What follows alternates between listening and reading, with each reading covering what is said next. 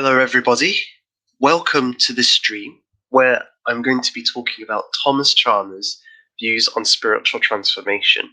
It's really great for you to join me today. I'm really glad that you're here, and I'm really looking forward to sharing the ideas of somebody who I think are very salient for many of us today, and address some of the issues which have been spoken about in online circles for quite a while. For those of you who have been following the channel for some time, you'll know that one of the key things that keeps coming up in various topics that have been discussed is that the need for personal inner revitalization. This theme's particularly strong in Thomas Carlyle, who I've done a few readings and discussion of, past and present. For Carlyle, the solution to the decline of society does not lie in ordinary politics, or politics as it is at the moment. It's not enough for a new political party to take power, or a new governing class. It's not enough for a new set of policies to come into place. You can't solve the decline of society through a new economic program, or social reform, or something like that as your primary goal. First and foremost, there needs to be spiritual transformation, both of the populace as a whole. Ordinary people need to be changed. At the same time, leaders have to be changed. And in fact, if the populace is transformed, so leaders will emerge who have the right moral character to govern the nation. And in what direction should these people be transformed? Well, for Carlyle, they should be following the just. They should be serving the natural laws which are going to win out in the end. Even though wickedness reigns today, in Carlyle's view, justice will prevail. And so we need to be rightly attuned to the just. Why is Carlyle relevant to us today? Well, for many in online circles and beyond, there's a growing sense of frustration with politics and culture today, and a growing recognition that things can't keep on carrying on the way they are for them to improve. Something radical has to happen. Decisive change is needed. I think virtually all parts of the political spectrum say something to that effect. And Carlyle's giving us a clue. Somebody like Julius Evola would also indicate the need for spiritual transformation as being integral to offering a decisive and radical alternative to capitalism and socialism, because fundamentally these are materialistic philosophies. What's needed is spiritual transformation. But we might wonder, what produces spiritual transformation? How can it come about? Carlyle is quite vague on this point. He often just says you need to change. But certainly in the parts of past and present we read together and discussed, Carlyle doesn't offer us much in the way of an idea of what spiritual transformation consists in. Perhaps in part because he himself is not claiming to be a spiritual master, but just pointing us in the right direction. So this stream, this is something I've been really puzzling over for the last few months. Is okay, we've got this direction we need to head in, but what is that direction? How do we get there? How do we turn towards the just? And I want to, in the next, in this video and in future videos, try and touch on this subject, looking at what people in the past have said about this matter, but also the practices which they've engaged in to bring about their own and others' spiritual transformation. And today, I'm going to look at Thomas Chalmers' sermon on the expulsion of a new affection, or the expulsive power of a new affection, to this end. Why Chalmers? Well, let me give you a quote from Thomas Carlyle on Thomas Chalmers. Thomas Carlyle said that Chalmers was a man of much natural dignity, ingenuity, honesty, and kind affection, a man capable of impetuous activity and blazing audacity. And that, when witnessing his funeral in Edinburgh, Carlyle said that we have not seen such a man in many an age. Chalmers was a churchman in Scotland during the early 19th century, and he was very influential on a national level, perhaps even across Britain and maybe even the world. Chalmers was a theologian, a minister, a political economist, a moral philosopher, professor at the University of Edinburgh. Sorry, not Edinburgh, St Andrews, he was at for a time. But what he's most well known for is leading the disruption. This was an event that took place in the Church of Scotland and shook it to its very core. There was a bit of tension going on because in certain parishes, ministers were being put into a parish without the assent of the congregation. They were being put in by landowners. And this caused a lot of debate within the church. Who has the right to appoint a minister? Is it the congregation with the presbytery's oversight, or can the landed classes appoint who they want as their ministers? Well, there was a break, and Chalmers led a party which broke with the Church of Scotland, forming the Free Church, which would only have congregations appointing their own ministers. This was a massive split. It wasn't just a small part of the church. It led to the creation of whole new institutions, and really it was Chalmers' own work to set this up, this parallel institution, if you want to call it something like that, which established the Free Church. And it even established its own seminary, which is now the building of New College, which 175 years ago, Chalmers laid the first brick. So it's very fitting, I think, to look at Chalmers. He's clearly an extraordinary man. For Carlyle, he's probably one of the great men or heroes that he so admired and followed the just. And so one of the great things about Chalmers is he preached a lot. He gave a lot of sermons, and he was very dedicated to seeing people's lives changed and renewed. In the sermon we're going to look at today, The Expulsive Power of a New Affection, Chalmers gives us an indication of how he thinks moral or spiritual transformation can come about, what method works and what method doesn't work. So I'm going to go through the sermon. I'm going to take certain paragraphs and discuss them. If you want to follow along, the link to the work is in the description below. It's a free PDF. And without further ado, I'll go ahead. So he's preaching on a verse from 1 John chapter 2, verse 15. Love not the world, neither the things that are in the world. If any man love the world, the love of the Father is not in him. And in his first couple of paragraphs, he defines the goal of his sermon. There are two ways in which a practical moralist may attempt to displace from the human heart its love of the world.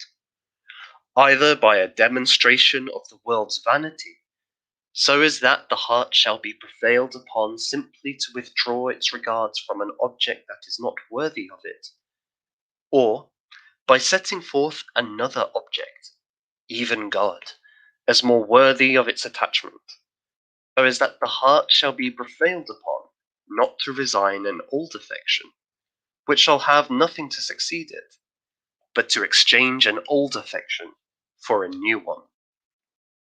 My purpose is to show that from the constitution of our nature, the former method is altogether incompetent and ineffectual, and that the latter method will alone suffice for the rescue and recovery of the heart from the wrong affection that domineers over it. After having accomplished this purpose, I shall attempt a few practical observations. So, thankfully, Chalmers is being very clear here as to what his goal is. He's interested in what's the best way of achieving moral transformation. And he's going to examine two approaches to this. One is by critiquing perhaps the way that we live, already. The old way, the old creature, as to dissuade us from maintaining that way of life.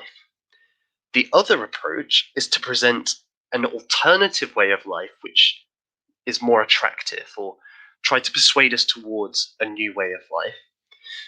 And Chalmers, by examining what our human nature, what compels us, what drives us, what motivates us, he's going to argue that just criticizing the way that we live is not enough to bring about moral transformation. What's needed is that we are attracted to a new way of life. Let's fill this out. So, turning first to Chalmers' idea of human nature.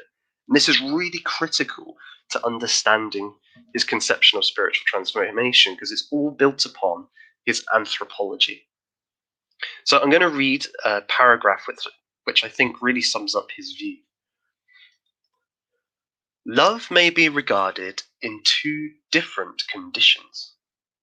The first is when its object is at a distance, and then it becomes love in a state of desire. The second is when its object is in possession, and then it becomes love in a state of indulgence. Under the impulse of desire, man feels himself urged onward in some path or pursuit of activity for its gratification.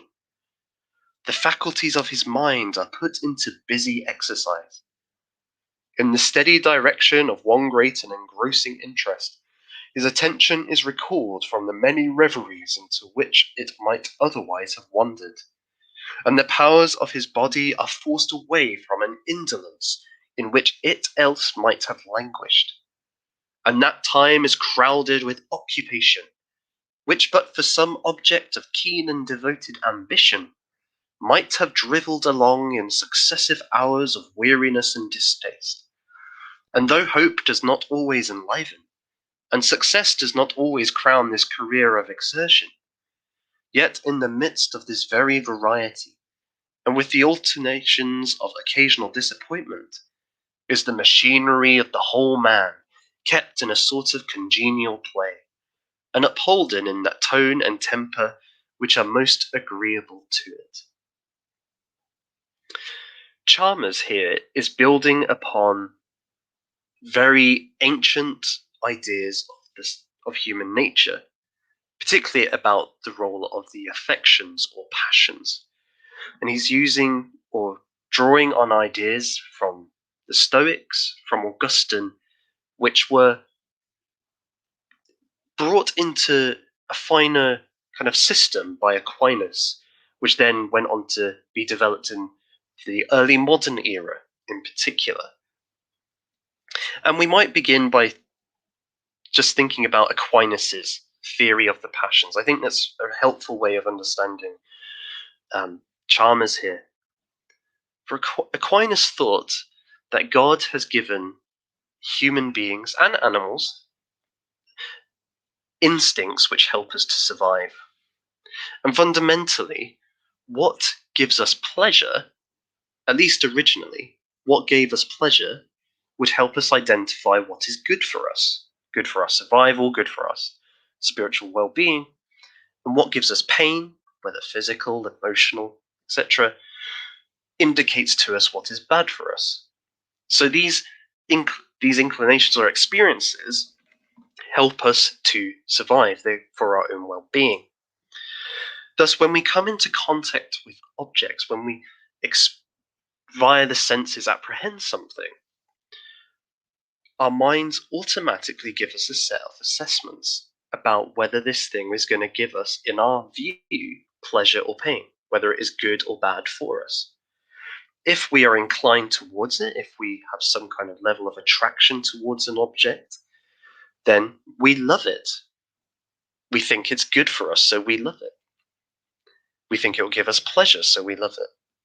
Now, if this object is not in our possession, then we desire it. We desire to have this object. And once we acquire this object, we experience joy. Joy because we have something that gives us pleasure, something that we think is good for us. By contrast, what seems to go against what we love, or brings about pain, you might say, is something we hate. We are inclined against it, and we try to get away from it or oppose it as best we can.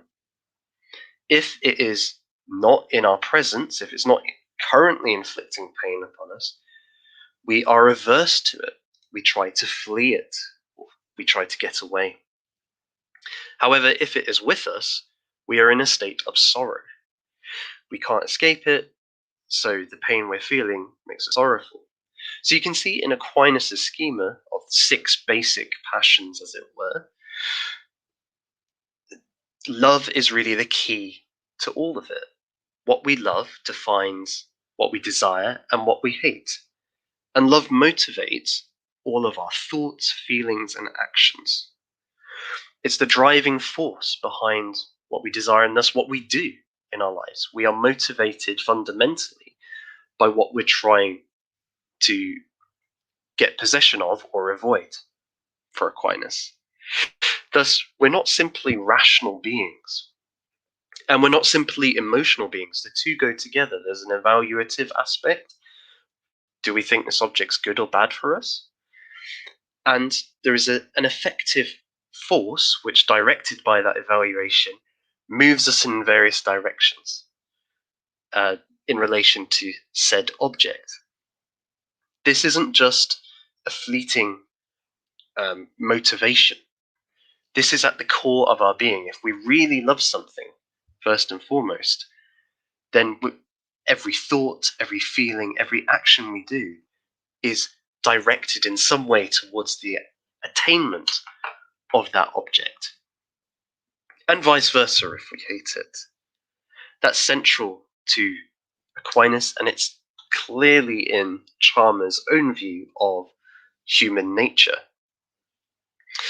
And we can see this, we could maybe kind of characterize this whole idea with the notion of ultimate ends. What Chalmers is fundamentally talking about here is that each person, their desires are shaped by an ultimate end, what they ultimately seek. And everything we do is either directly for this or instrumentally for it. So well, as I said earlier, pleasure is a key to this. We love what we enjoy. So say I find a lot of pleasure by going clubbing. Well, I might work 5 days a week, not only to pay the bills and get food, but so on a Friday night, when lockdown's lifted, I can go clubbing. So my work there is instrumental in attaining the ultimate end of pleasure that I get from going clubbing. So that really is what Chalmers is trying to say here. When you love something, it directs so much of your action. There's an interesting point here then is maybe a bit of a tension. Often in the tradition of Christianity inherited from Augustine is the notion that reason governs the passions. Reason directs us. But here we have a notion that it's really love that directs us, love under the governance of the rational faculties. But is that totally true? Is Hume right that it's the passions which guide the rational faculties, that we are in love with an object first and foremost, or we have an end that we desire to attain, and then we think about how we're going to attain that after the fact? I don't know. I just throw that out there, but I think it's important for Chalmers' own thought because he's fundamentally framing human nature in terms of love and desire, not reason governing the emotions. And he's living in light of David Hume. He's after Hume, and he would be very well aware of Hume. But anyway, desire is what steers the ship. Another point that I think is important here, or maybe of interesting to us, is that the object of ultimate desire in anybody's life is your God. Often, you'll hear people say today that they don't believe in God, or they either deny that God exists, or that they don't find there's enough reason to believe in God. But in some ways, this is actually a misapplication of the word God in the Bible. God is a title. It's not a kind of being. It's rather the highest good, or the greatest, something akin to that. So that's why it says the Lord God. So it's the Lord, Yahweh, the Lord of Israel, who is the God of Israel, the greatest good of Israel. Using that sort of line, you could basically say then that for Israel, in theory, the idea is that the Lord is that which they should love first and foremost, that they should desire first and foremost. That's why when you don't love the Lord in that way, Christians and Jews and other groups with their own gods will say it's idolatry, or you are at least worshipping something other than God. And that can apply to anything that you ultimately desire. So it could be wealth, it could be pleasure, it could be success, it could be a utopia, like the communist utopia, and so on. All of these things can be your God. What matters is not if they're a kind of supernatural being, but rather, do you love that thing first and foremost? So that gives us a brief kind of overview of Chalmers' view of human nature, that it's fundamentally compelled by love, and that what we love is we guides everything we are and do.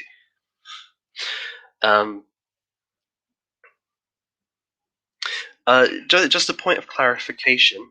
Good to see you, the good student. When I'm using the term God here,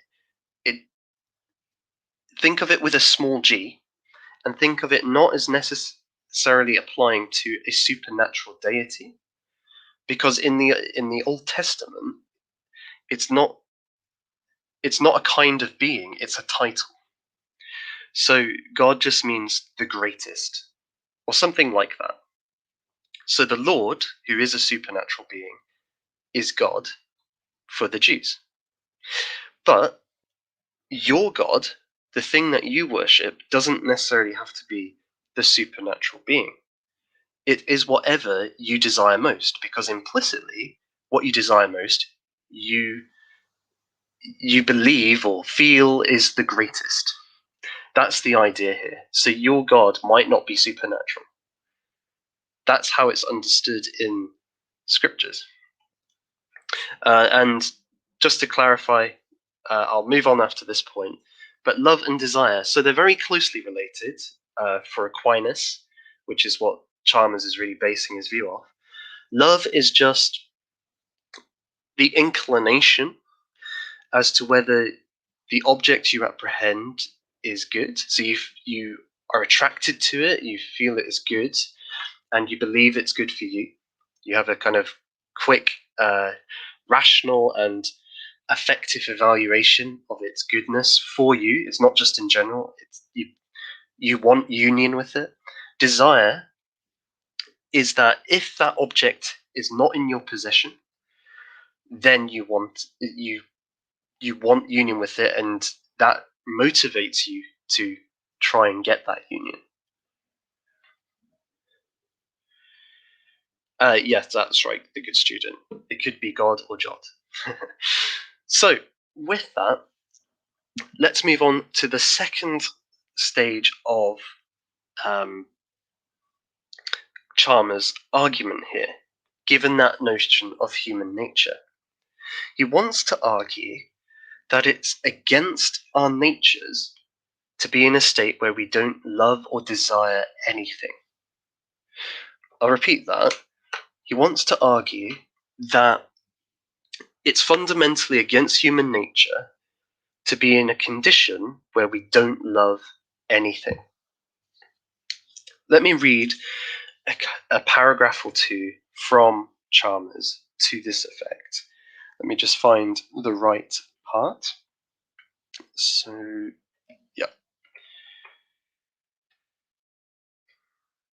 So he wants to give us an example of this, what this looks like in practice. Insomuch that if, through the extirpation of that desire which forms the originating principle of all this movement, the machinery were to stop, and to receive no impulse from another desire substituted in its place, the man would be left with all his propensities to action in a state of most painful and unnatural abandonment. A sensitive being suffers, and is in violence, if, after having thoroughly rested from his fatigue, or been relieved from his pain, he continues in possession of powers without any excitement to these powers. If he possess a capacity of desire without having an object of desire, or he have a spare energy upon his person, without a counterpart, and without a stimulus to call it into operation. The misery of such a condition is often realized by him who is retired from business, or who is retired from law, or who is even retired from the occupations of the chase and of the gaming table. Such is the demand of our nature for an object in pursuit, that no accumulation of previous success can extinguish it.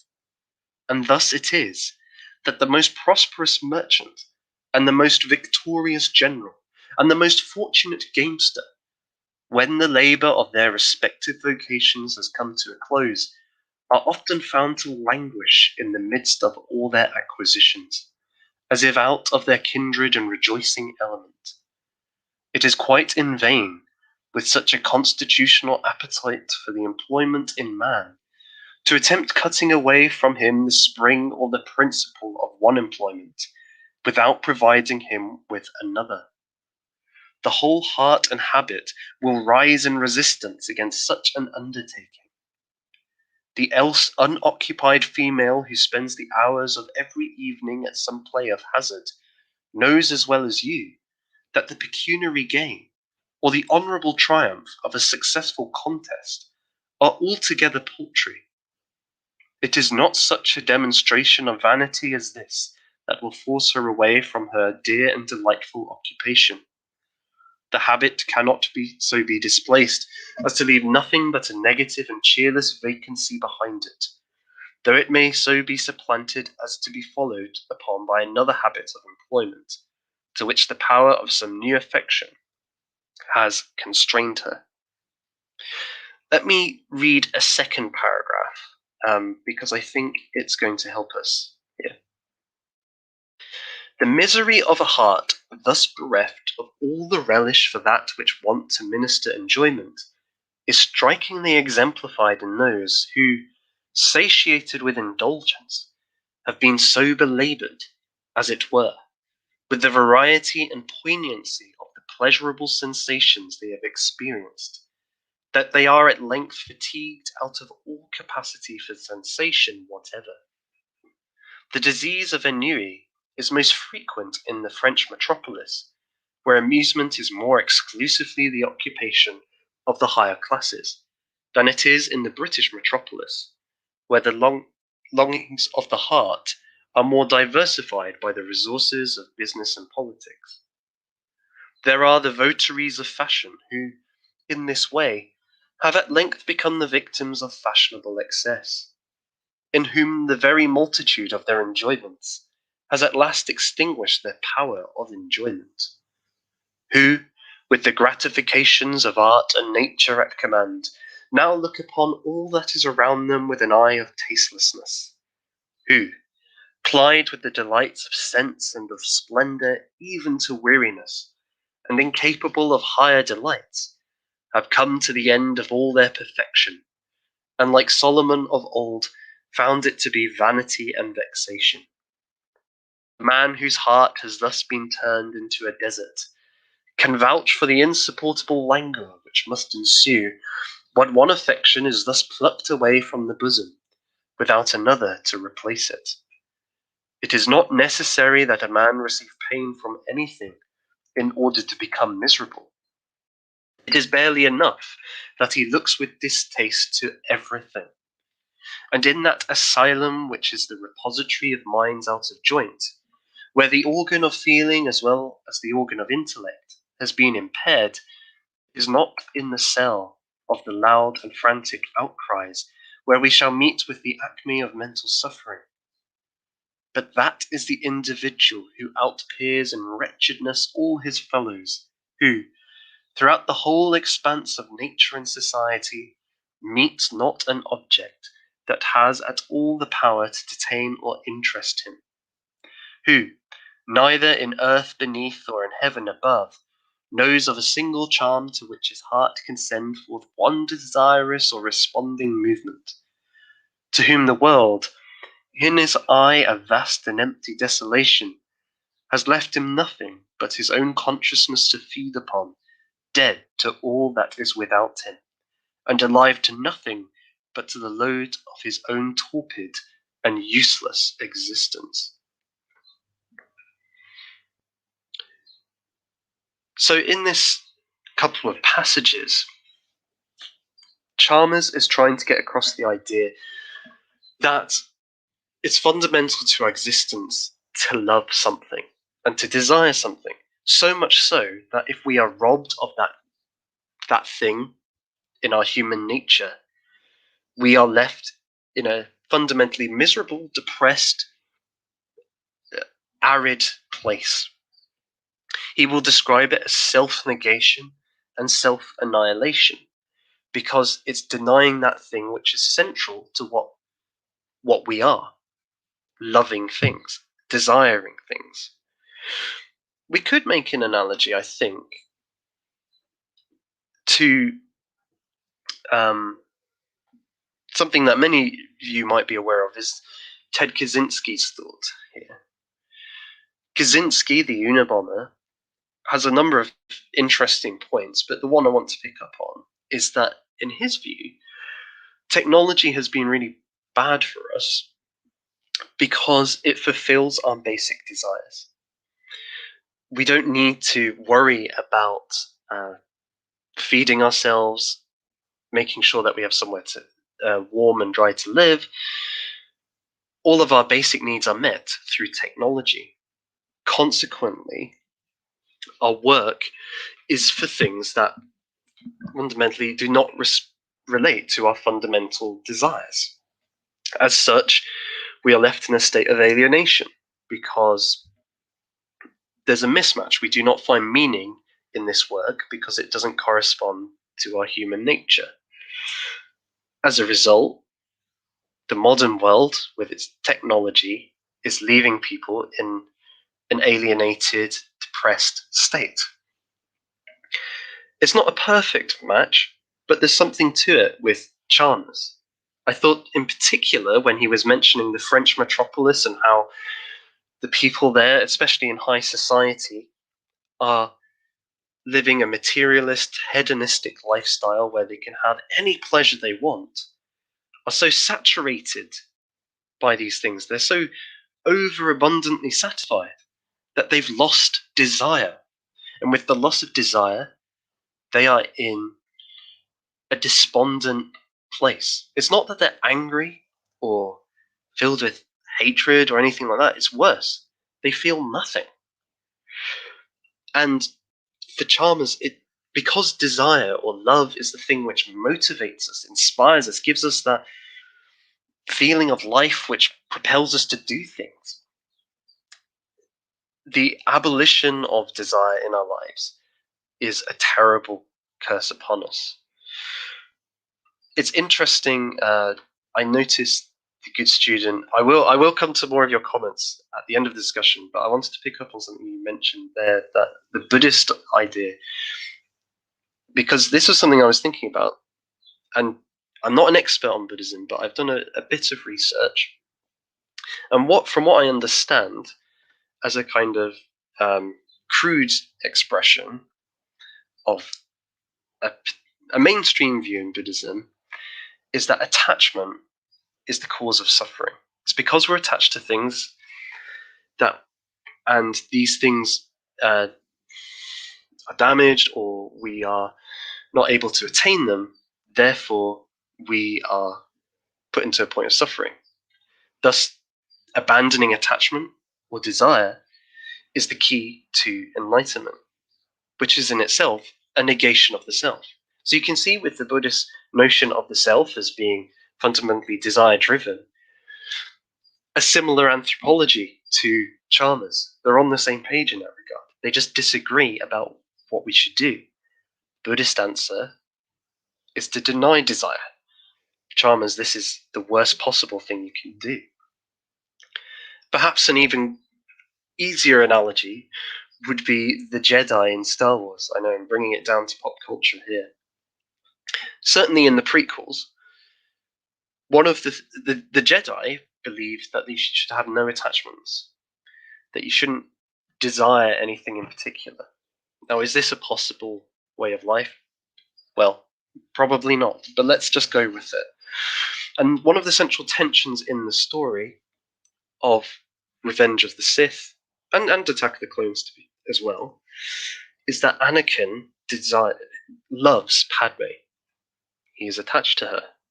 And so the conflict revolves around the fact that he lives in this order which denies the right to desire, but he can't help but love Padme. He can't help but desire her.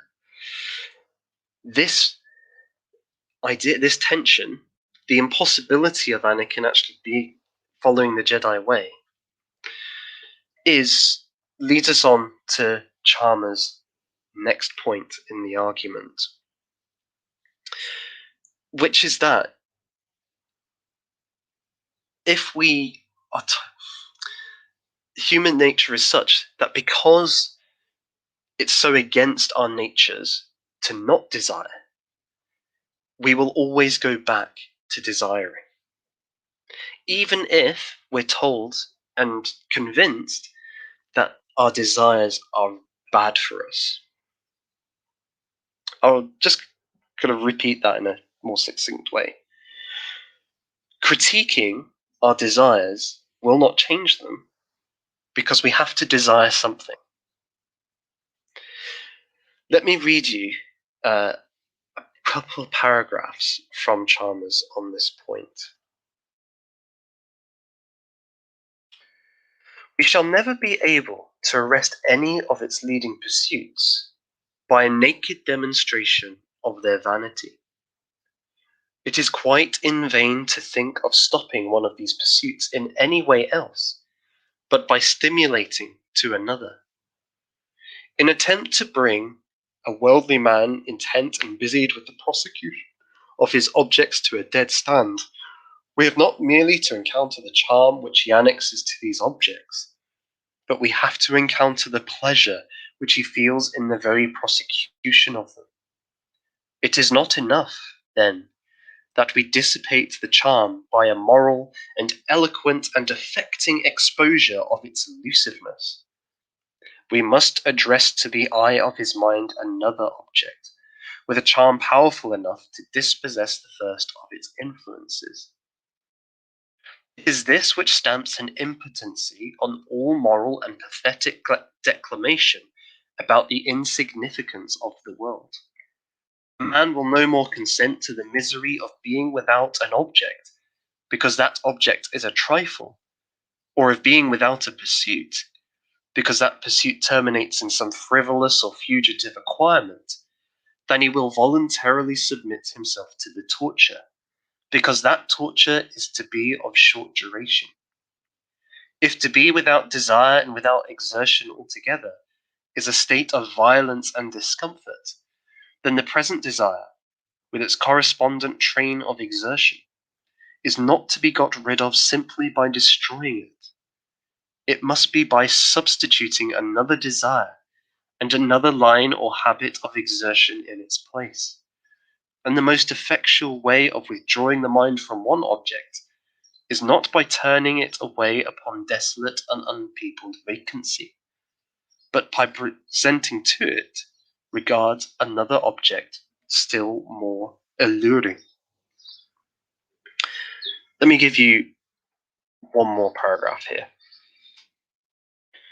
It will now be seen, perhaps, why it is that the heart keeps by its present affections with so much tenacity, when the attempt is to do them away by a mere process of extirpation. It will not consent to be so desolated.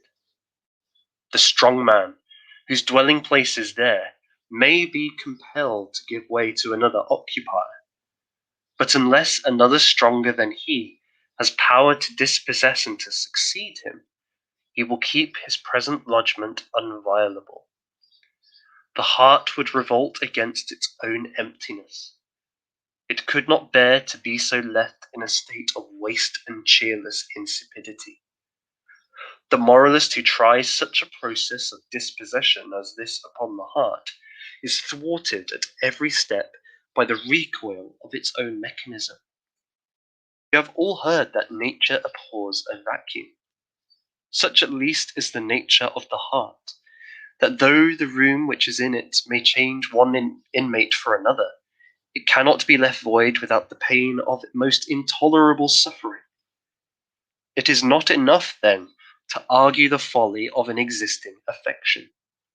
It is not enough, in the terms of a forcible or an affecting demonstration, to make good the evanescence of its object. It may not even be enough to associate the threats and the terrors of some coming vengeance with the indulgence of it.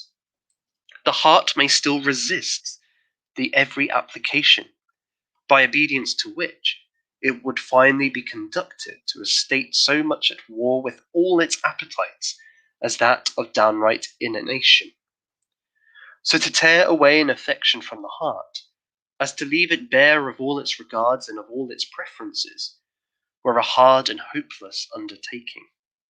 And it would appear as if the alone powerful engine of dispossession were to bring the mastery of another affection to bear upon it. What we see then in what Chalmers is saying is that because desire is fundamental to human nature, simply critiquing what we desire, or our way of life, which is governed by our desires, is not enough to change what we desire.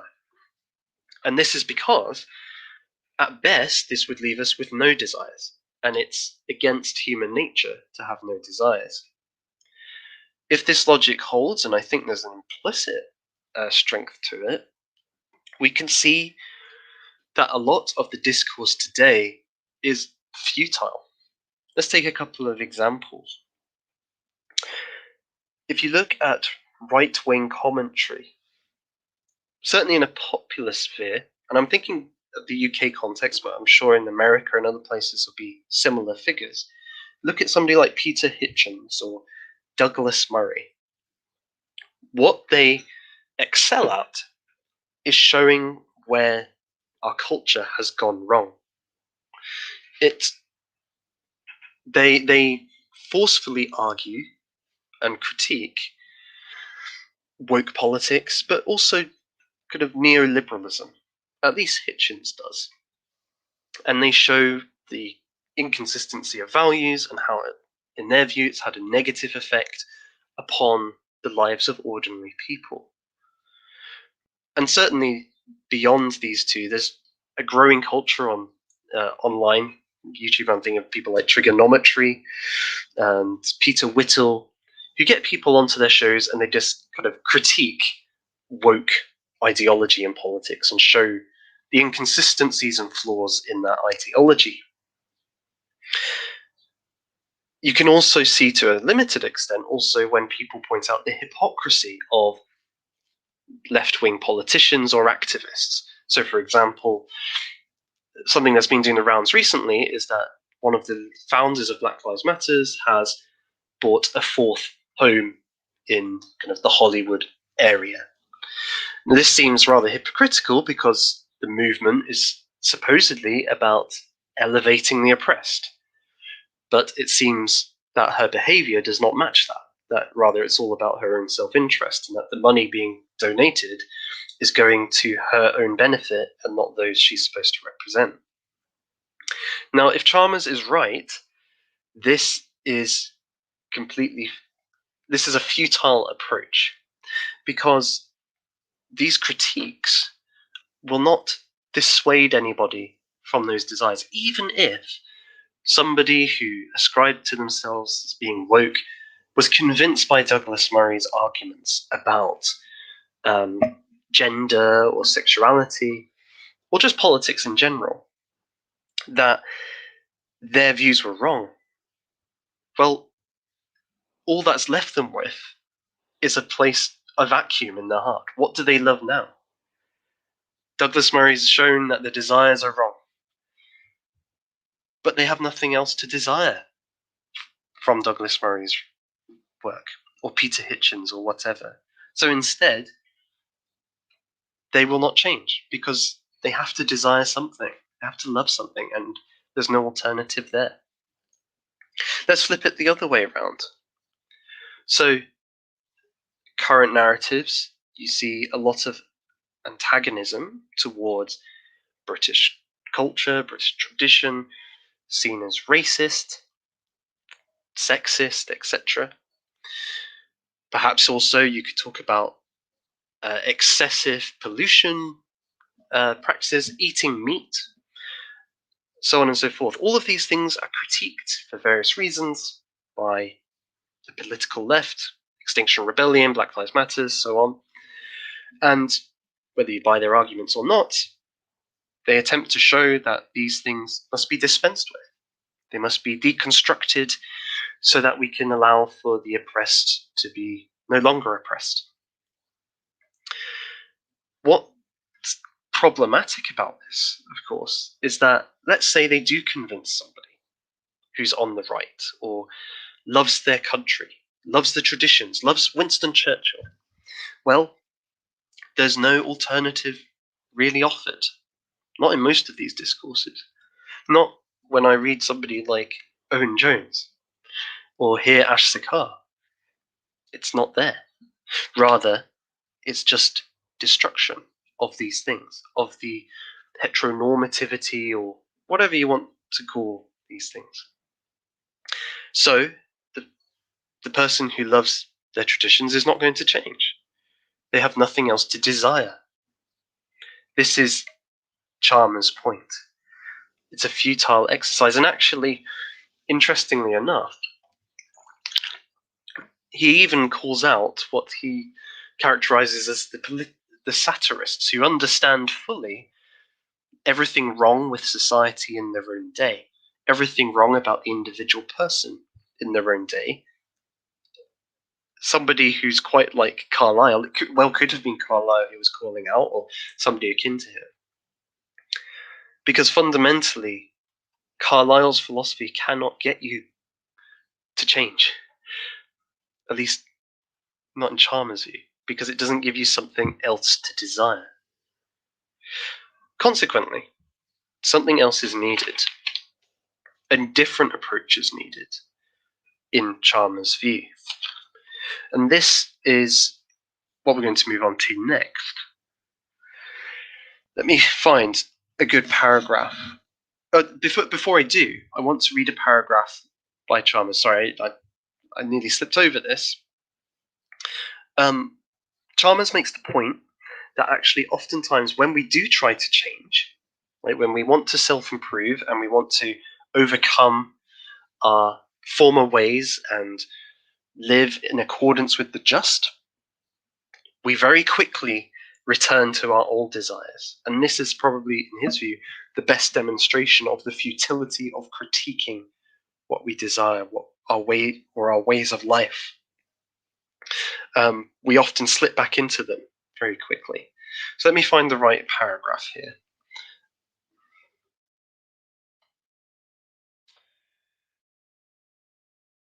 So he's addressing people who are in church, and he begins, "The arithmetic of your short-lived days may on the Sabbath make the clearest impression upon your understanding, and from his fancy bed of death May the preacher cause a voice to descend in rebuke and mockery on all the pursuits of earthliness. And as he pictures before you the fleeting generations of men, the absorbing grave, whither all the joys and interests of the world hasten to their sure and speedy oblivion, may you, touched and solemnized by his argument, feel for a moment as if on the eve of a practical and permanent emancipation from a scene of so much vanity. But the morrow comes, and the business of the world, and the objects of the world, and the moving forces of the world come along with it, and the machinery of the heart, in virtue of which it must have something to grasp, or something to adhere to, brings it under a kind of moral necessity to be actuated just as before. And in utter repulsion towards a state so unkindly as that of being frozen out both of delight and of desire, does it feel all the warmth and the urgency of its wonted solicitations.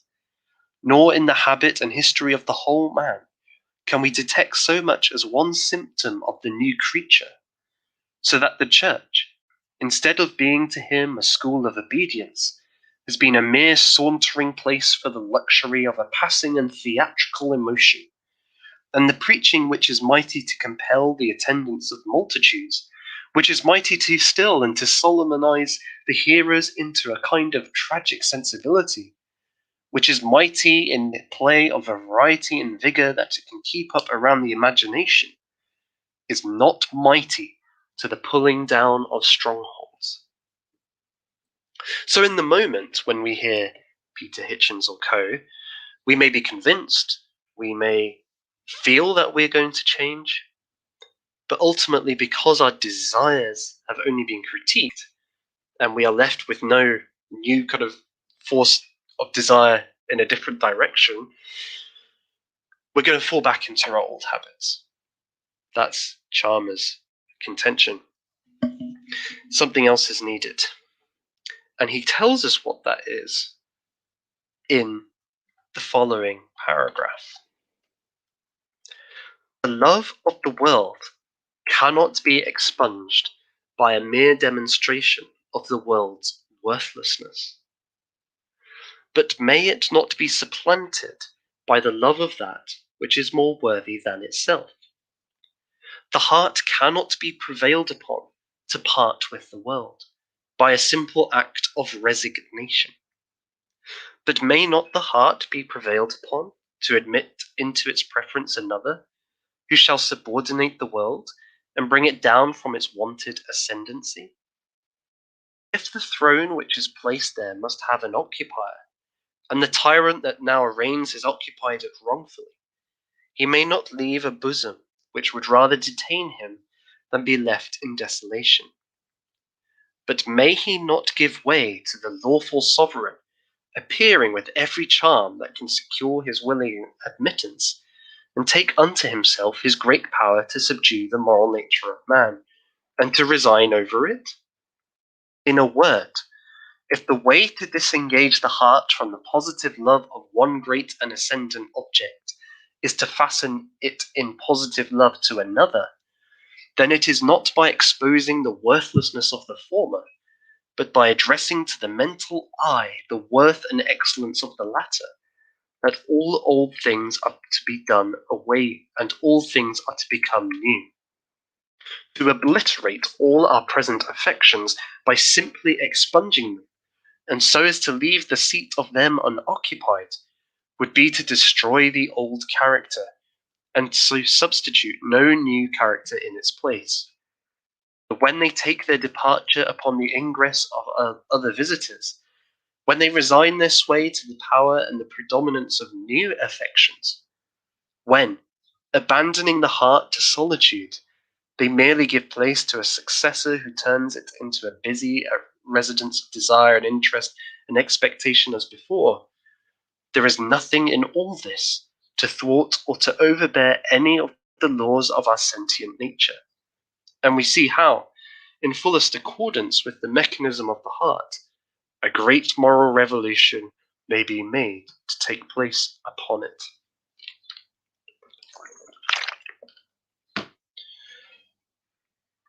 What Chalmers is essentially arguing here is that we need to fall in love with something else.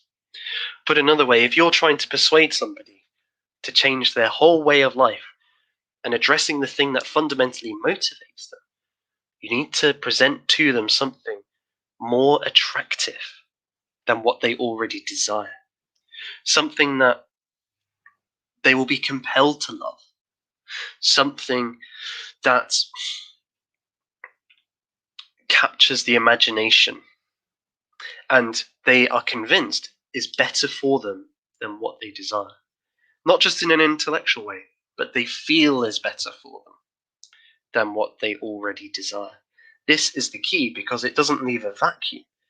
Rather, it replaces, it redirects the passions. It doesn't commit violence against human nature. It's actually an affirmatory view of human nature. And think about it, that fundamentally is, in a rather cynical way, at the heart of advertising. What do adverts try to make you do? Well, they try to make you desire either the product that the company is trying to sell you or desire to be the sort of person who owns that product. And they're trying to make you desire more than keeping your own wealth, the possession of this object. It's all about shaping your desires, attracting you to certain objects. And it's intuitive. We do what we desire more than other desires. When we have competing desires, say on a very crude level, about which chocolate bar I want to buy in the shop, I go with the one that I think I'll enjoy most. It replaces my desire for the other chocolate bar. This idea corresponds with the Humean notion that it is desire, not reason, which drives the ship.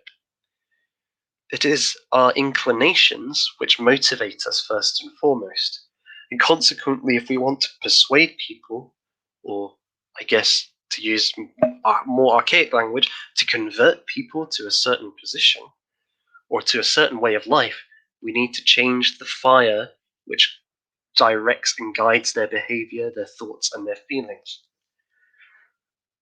This is why I think Jordan Peterson has been such a success. Because, like Murray, like Hitchens, he can be quite critical of woke culture.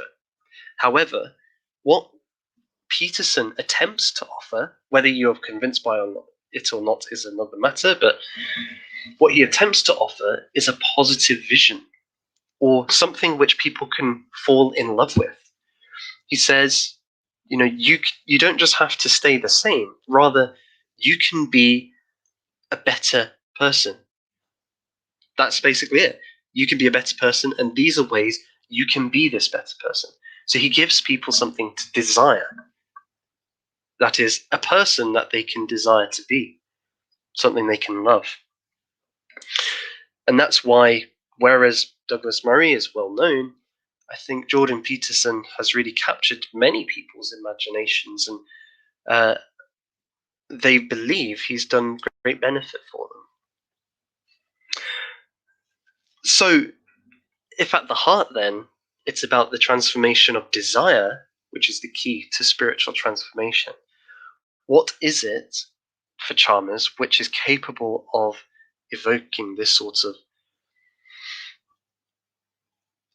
evoking a love which can overcome our, in his view, evil desires, or desires for the world, or the desires which maintain the way of life we're currently in? What is it which is capable of doing this?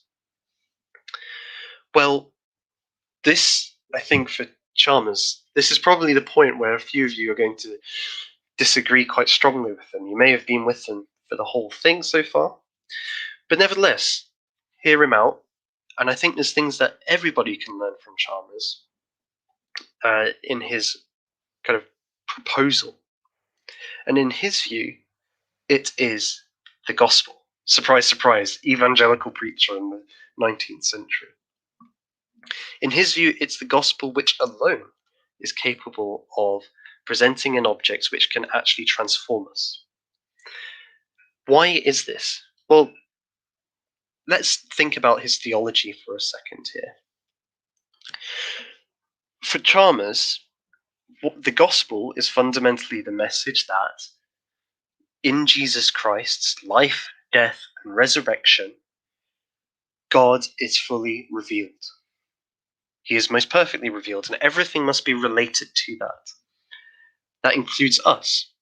And what it means for us is that God loves us, and by his gift of grace, we can become part of a new community that Christ has created, the church, the people of God who are forgiven of their sins and allowed to live in a community of with very different values, loving each other, and will have communion with God forever after.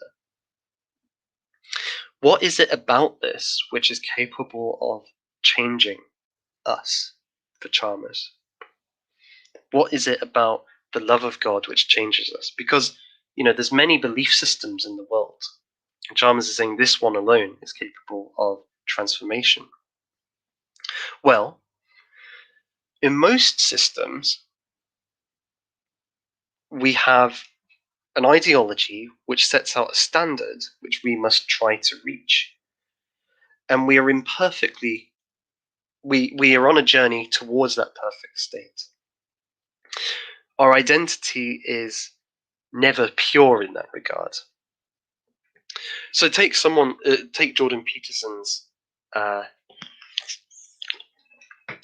approach of self-improvement.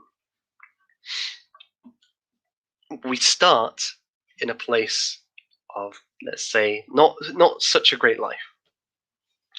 And perhaps by following the 12 rules for life, or the 12 rules more as he's kind of released, we might begin to change. Our desires might change somewhat. But we're never going to reach that state of perfection.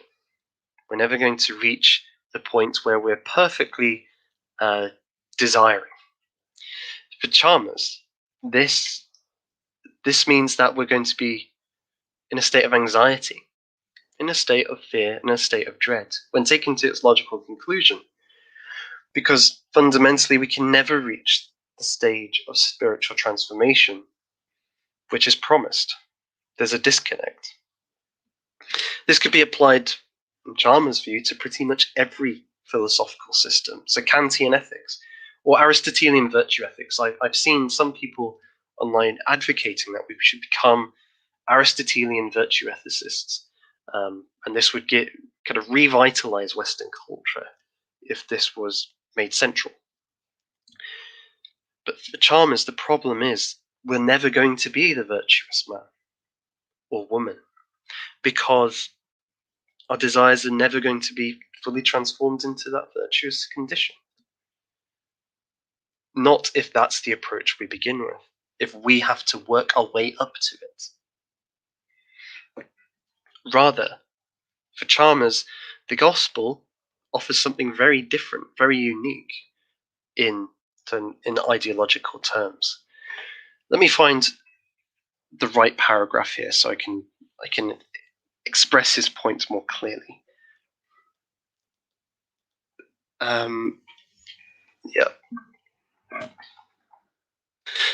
Salvation by grace, salvation by free grace, salvation not of works, but according to the mercy of God.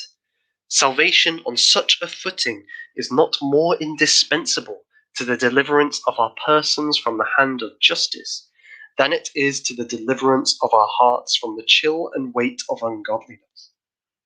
Retain a single shred or fragment of legality with the gospel, and we raise a topic of distrust between man and God.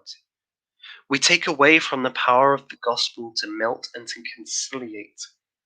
For this purpose, the freer it is, the better it is. The very peculiarity which so many dread as the germ of antinomianism is, in fact, the germ of a new spirit and a new inclination against it. Along with the light of a free gospel, does there enter the love of the gospel, which, in proportion as we impair the freeness, we are sure to chase away. And never does the sinner find within himself so mighty a moral transformation as when, under the belief that he is saved by grace, he feels constrained thereby to offer his heart a devoted thing, and to deny ungodliness. To do any work in the best manner, we should make use of the fittest tools for it. So, what we could say with Chalmers here is fundamentally the gospel is about a change in our identity, not dependent upon us. Chalmers is saying what God has done in Jesus Christ means that we can be justified, we can be made right with God, we can be incorporated into the community of faith because Christ has died for our sins. He has freed us from sin, and by his resurrection, we are empowered. We have a new spirit within us, the Holy Spirit. So we are reconstituted independently of ourselves. That's who we are. Our identity has been changed. It is not that we have to work towards a new identity. Rather, God has given us the right to become the children of God, adopted children, or you could put it in other language, to become members of the body of Christ. That's who we are if we have faith. That's Chalmers' point. From that new identity, from that new sense of self, but also the objective change in our identity, comes the thoughts, the feelings, the actions which flow from that. There's new behavior. There's a freedom from the old way to live in a new way. And when things go wrong, when people fail in their ability to uphold the law or the just, or Carlyle's natural laws or whatever, the identity doesn't change because the identity comes before the transformation. This is Chalmers' insight here as to the difference between the gospel and other philosophical approaches or ethical approaches to transformation. And I think there's a really good point here. In a video I did, must have been last year, and I made a video about Lockean classical liberalism, and that the idea,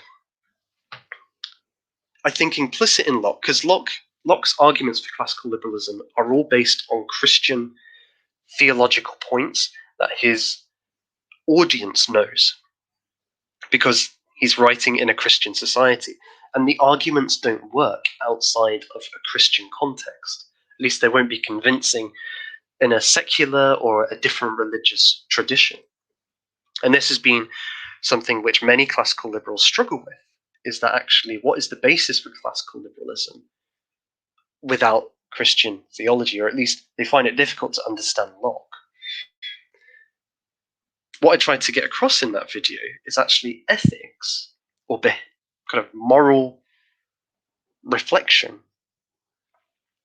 is only possible, or is always flows from identity. Because ethics, in a crude way we could put it, is about the norms which govern interactions within a given community. And that community must have a shared identity from which then ethical reflection flows.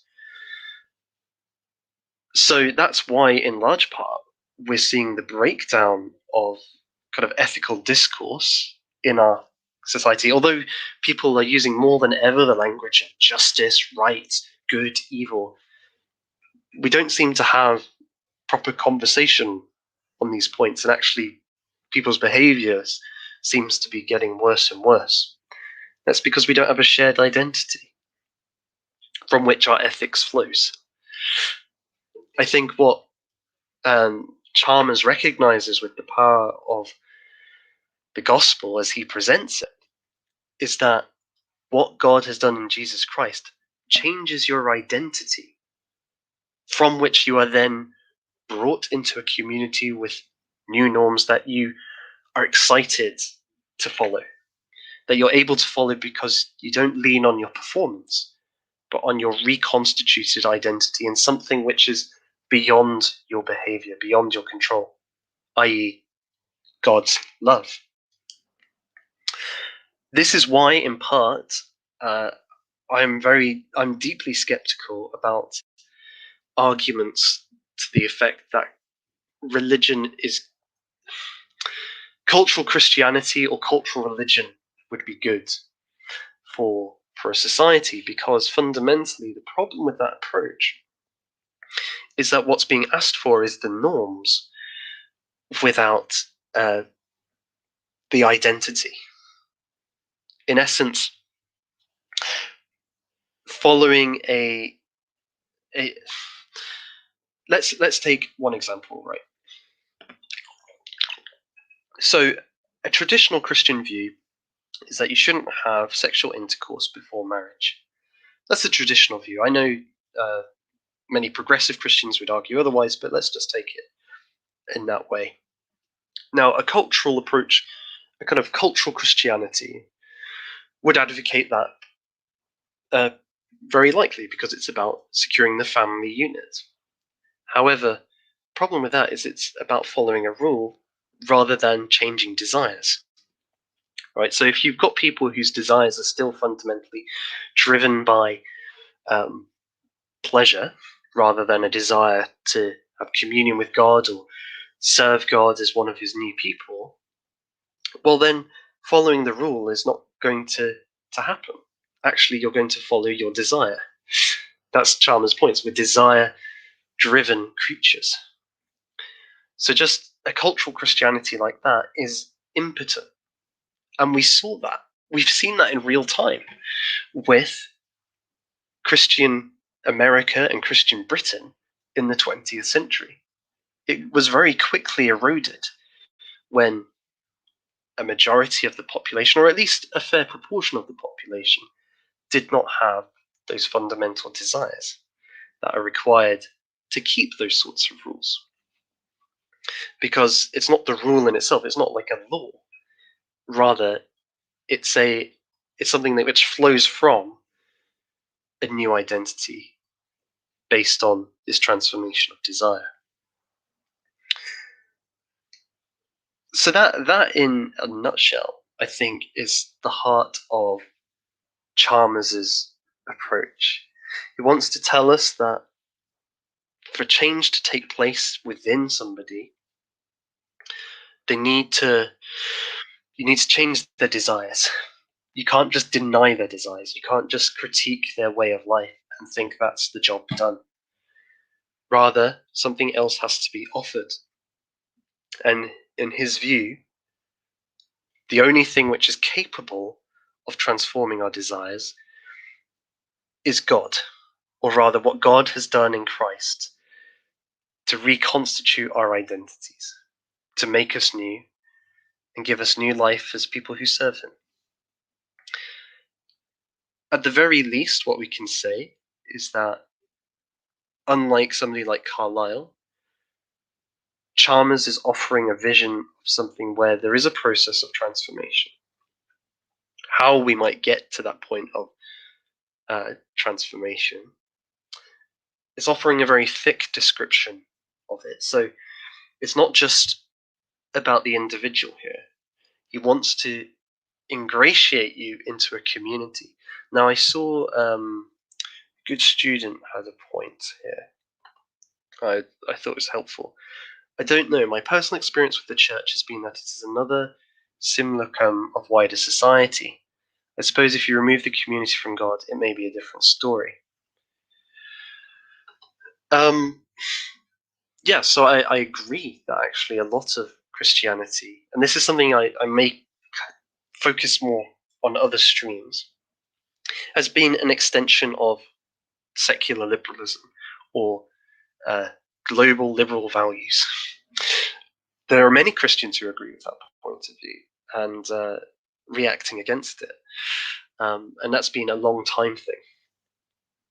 That's been going on since the Enlightenment, at least. Many would say a lot longer. I think if we're to take Chalmers at his strongest point, it's about the church as a community which is radically constituted by Christ in its ideal. And that's what Christians ought to strive towards. And that will mean being very different to current day society and its values. That may not be how it's often put into practice, but the Church of Christ, which is different from many institutional churches, has that unique character. What he wants to invite us into is not just an individual process of transformation towards a set of values, but a reconstitution of who you are in a community with a whole different way of existence.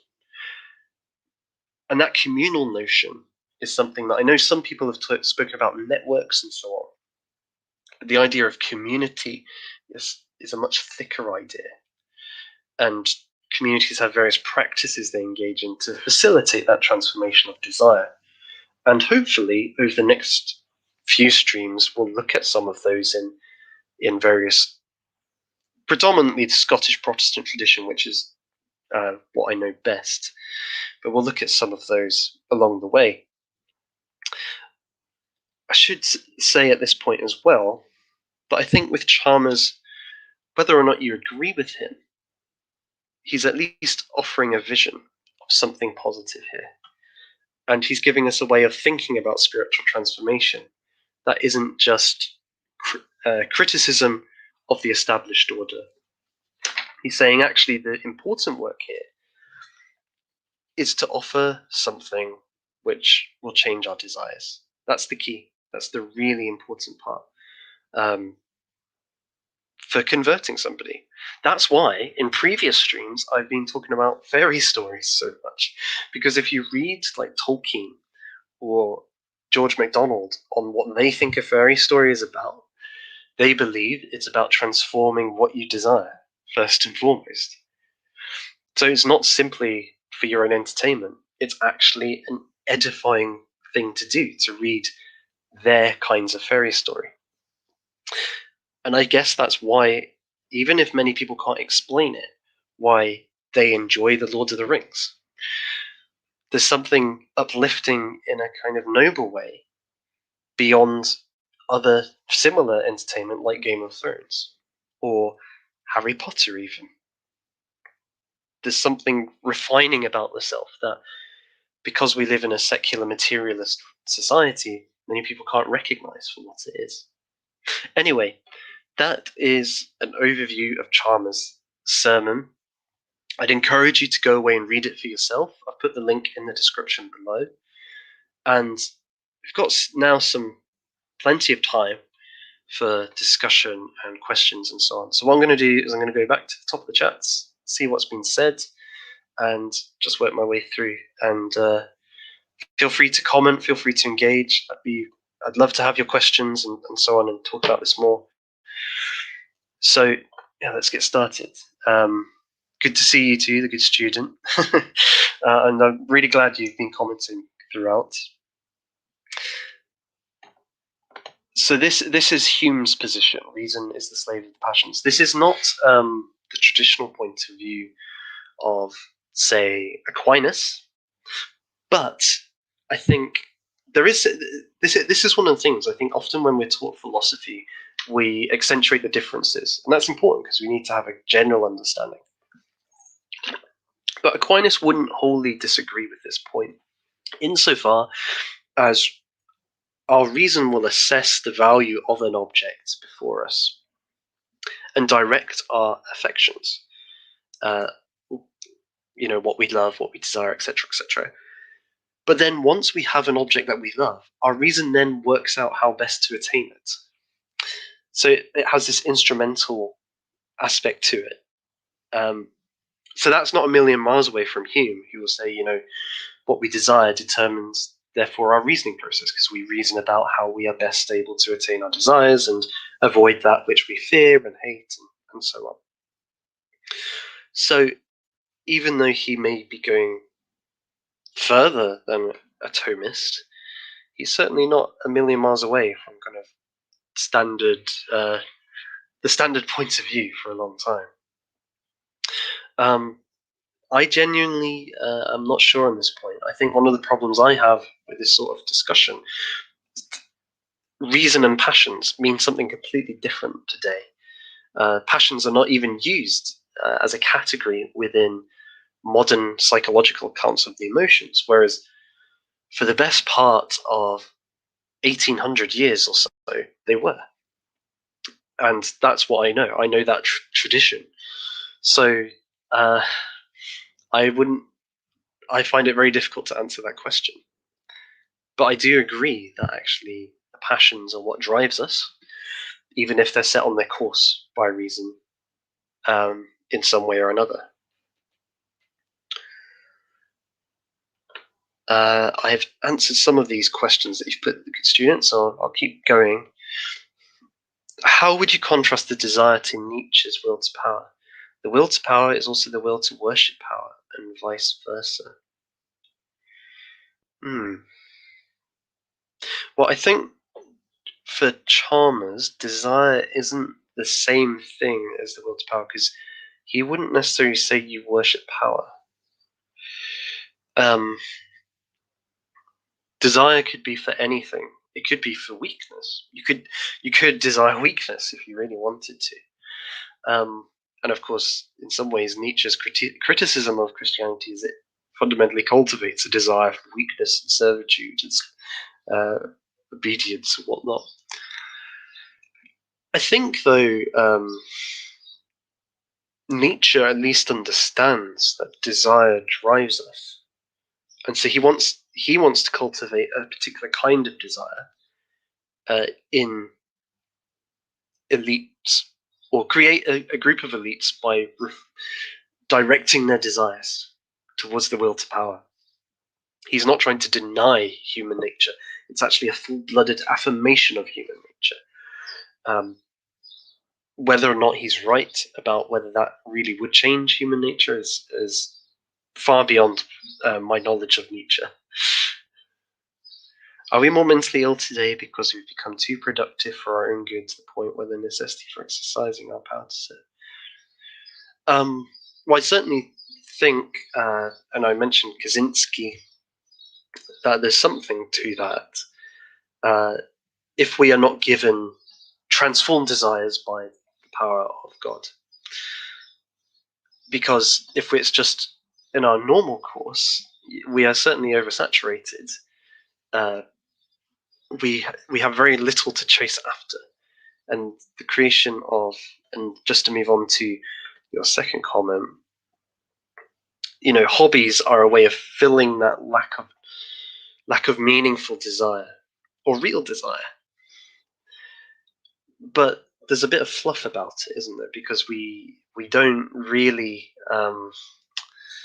It's not it's not essential to our existence. It's filling a gap, or trying to fill a gap, which only our fundamental desires, or the pursuit of which should drive our work, cannot give us today. At least that's what Kaczynski would say. Would it be preferable to work 16 hours a day? I don't think that's the argument. I think it's more, is our work unfulfilling? And certainly you need things beyond work, recreational time, indeed the Christian tradition, and before, the Jewish tradition too. Work 6 days, rest on the Sabbath. So there is this kind of cycle to human life that we need to work. Work is our fundamental business, but we need time to prioritize other things or reorient ourselves and so on. But that doesn't mean that our current system of work and hobbies is the best way about it. There's a kind of superficiality to it. Is this connected to the treadmill of hedonism, always seeking for a desire to worship, the desire to be drunk on something, whether it be drink or yeah, we're compelled to desire, and even when we're satisfied by something, we want something more. And this was actually an argument many Christians would make, and theologians, about the futility of desiring things in the world. So you mentioned getting alcohol or having lots of sexual encounters with women. Well, these are only temporary and they're finite. They cannot satisfy our infinite desire. This is what Chalmers is actually critiquing. He's saying focusing your energies on critiquing these things is not the answer for changing people's desires. You might be right. You might be right that it's futile to find your meaning in drink or women or any other creaturely thing, but it's not going to change you. That's his fundamental point. What is the solution to Uncle Ted's conundrum? Should we nuke ourselves back to the Stone Age? Is there anything in pop culture which can fill this vacancy for desire? To the answer to your second question, I don't think so. Or third question, I should say. But in answer to your second, I don't think that's the answer either, because what we need is a spiritual transformation. Whether we're nuked or not, we're not going to be changed in our desires. We'll just be without the things we would actually still want, right? So it's like there's a good example of this is Gyges' ring in Plato's Republic. So I think the guy's called Gyges. Anyway, he gets this ring which turns him invisible. And normally he's a just and upright man. But when he has this ring, he realizes he can do whatever he wants. He won't get found out when he does bad things. He won't have to pay any consequences. So he does a lot of immoral things. And Plato's point with that, and echoed very strongly by Nietzsche, is that most of the time people just do things because they're afraid of people don't follow their desires because they're afraid of the consequences. They desire their own well-being more than the thing that would require punishment, right? But if they could get away with the punishment, without punishment, they would do immoral things. So they're not really good. In the case of nuking ourselves back to the Stone Age, we wouldn't be dealing with the fundamental desires which are bad. Rather, we would just be removing the ways we can actually satisfy them.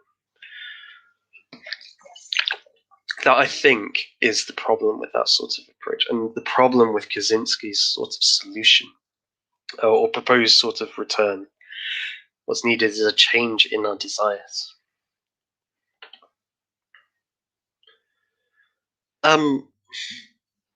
Well, this is a massive question. Definitely. Indeed, most of our desires are shaped by other people. We have to desire something. We have to love things. But the whole world of advertising, propaganda, and so on, is designed at making things attractive to us, whether it be reputation or a particular object.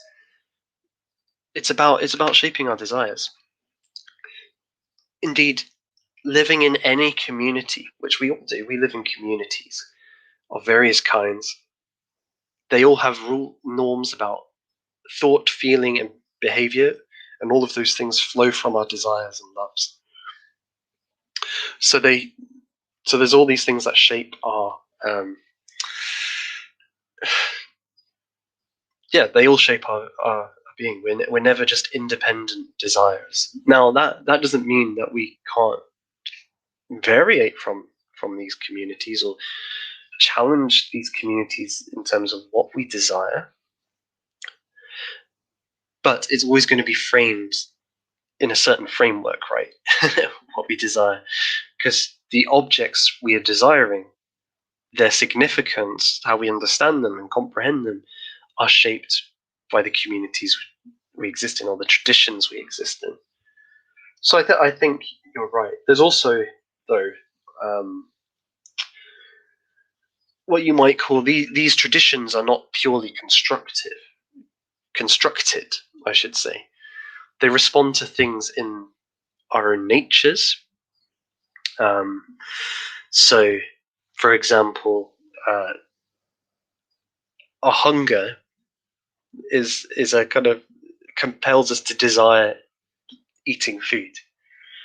Now, the food that we desire might be shaped by our societies, the sorts of things that are produced in our societies. So in Britain, fish and chips, for example. But it also has to correspond with my own desire for food and what I actually enjoy. Do I like the taste of fish and chips? Do I prefer it with salt and vinegar or brown sauce? Etc. Etc. So there's a strong element of kind of the real with the values. They kind of feed off one another. But that in itself could be so many streams as a question. You're so right. Got to serve somebody, and I think Bob Dylan hit the nail on the head with that song. I don't know if you've seen the version on YouTube where he plays it at the Golden Globes in front of all these celebrities, but it's just absolutely wonderful. And there's a bit of a story about that. In the dress rehearsal, he was asked if he would cut the song down because they needed, it was going to run over time. So Bob Dylan, in classic way, he was going to get his message out there, and the song, what he not only didn't finish on time, he added in extra guitar solos and a few more verses of the song. It's like, these people need to know about that you've got to serve somebody. Whatever you desire most is your God. Is Chalmers talking about the need for a positive vision? Yes, he very much is. I haven't seen A's video on that, so I can't comment on that.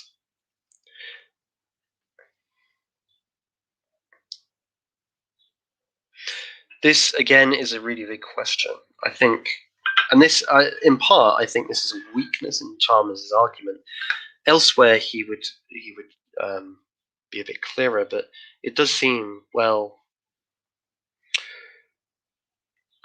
let's strengthen this, because I don't think he's saying you can just choose to change your desire. What you need is to be attracted to something more than what you currently desire, right? So he wouldn't be saying that you can just change your desire for fish and chips overnight, but we might say, well, you could be the idea of being healthy might be presented to you in such a way that it's more attractive, more desirable than having a tasty fish supper, right? And that would, I think, apply in this situation too, perhaps. That's his sort of logic.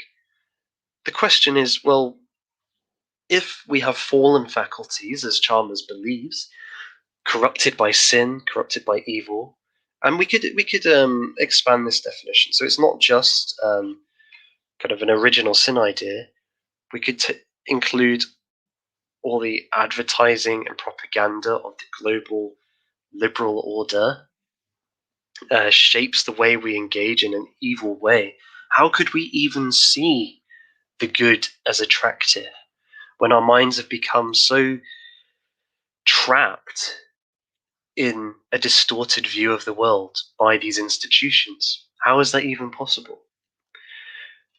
Now, Chalmers would argue that the grace of God, God's Holy Spirit, actively engages with our minds and opens them up to see this, to see things as they truly are, and so be attracted more to what is good, to Christ, than to what is evil. But he doesn't mention that in this sermon, and I do think on this sermon it's a valid criticism of the idea just presenting an object is enough. It really needs supernatural power for the change of desire.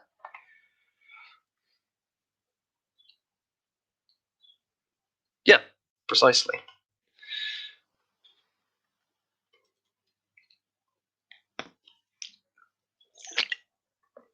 Um, I suppose people do that. They live in kind of denial. That's how it's often presented, right? It's a denial of what they truly desire.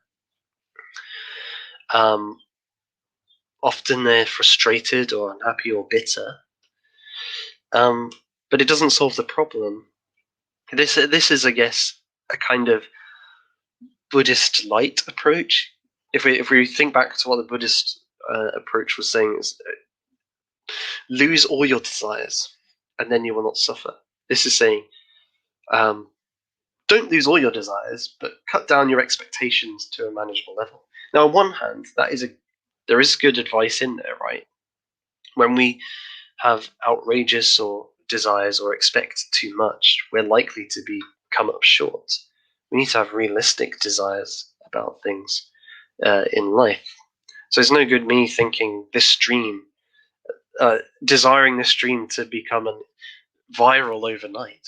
Um, that's uh, that's most likely never going to happen.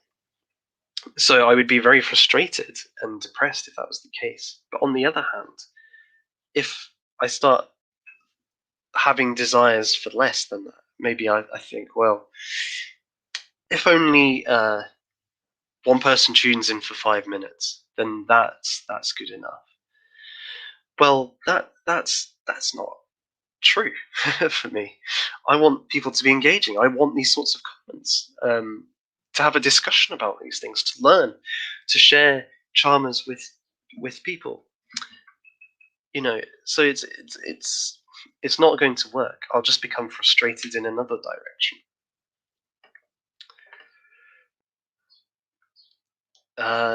I would want to know what you mean. If it's that the story of Jesus is an archetype of the soul or something like that, I would just fundamentally disagree on that point. Not just kind of ideologically, but just on the point of history. We know that a man called Jesus of Nazareth lived, that he spoke a lot about the kingdom of God and was known as a healer and as a prophet in kind of first century Jerusalem. So there's that. The Jesus of history and the Christ of faith, there's often that sort of distinction made. But I think it's something actually totally beyond us. God is what I see in Christ is not the story of my soul, but God, something completely other than myself, in the life, death, and resurrection of Jesus, and that gives me hope because actually, if it's just the story of the soul, well, that's not great, is it? Because my soul is pretty rotten, and most people's is too. It's trapped in this society, right? And being distorted and corrupted in many ways. And whereas if I see God in Christ, well, that's something untouched by all of this, and actually has overcome all of these terrible things in society. It's broken free. It's broken free by the cross, which puts to death the powers of this world. So I see it as actually quite distant from my soul in many ways, and rather a proclamation of who God is and the foundation of the new kingdom or community that he wants. Totally agree with this, though. Although I do think Peterson wants to change your heart, at least on when he's talking about self-improvement. But even it can become very intellectualized. But you're right that whatever it is, it has to come from the heart. So you can present the most wonderful critique of modernity, and you can present an alternative. But if it isn't made more attractive than what you already have, it's not going to work.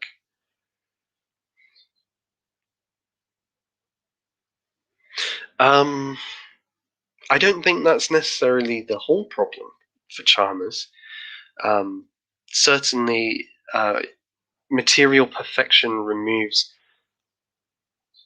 robs us in our corrupted state from pursuing desires, or it satisfies those desires that are corrupted desires, so we don't have any more desires, and thus we're left in a kind of desolation. Any ultimate desires, I should say. Mind without heart. Yeah, I agree. I don't know yeah, I kind of I touched on this a bit, and I agree that it's ultimately, many of us have, as Christians, have to realize that we're not living out um, our new identities as members of God's people, and until we do, people are going to see that we're not much different than the world, right? So I agree that actually that's a wake up call to people like me and many others. We actually know we need to live in a community in such a way that the good student and others will see that we're not just an extension of the world, that actually we've been called to something completely new.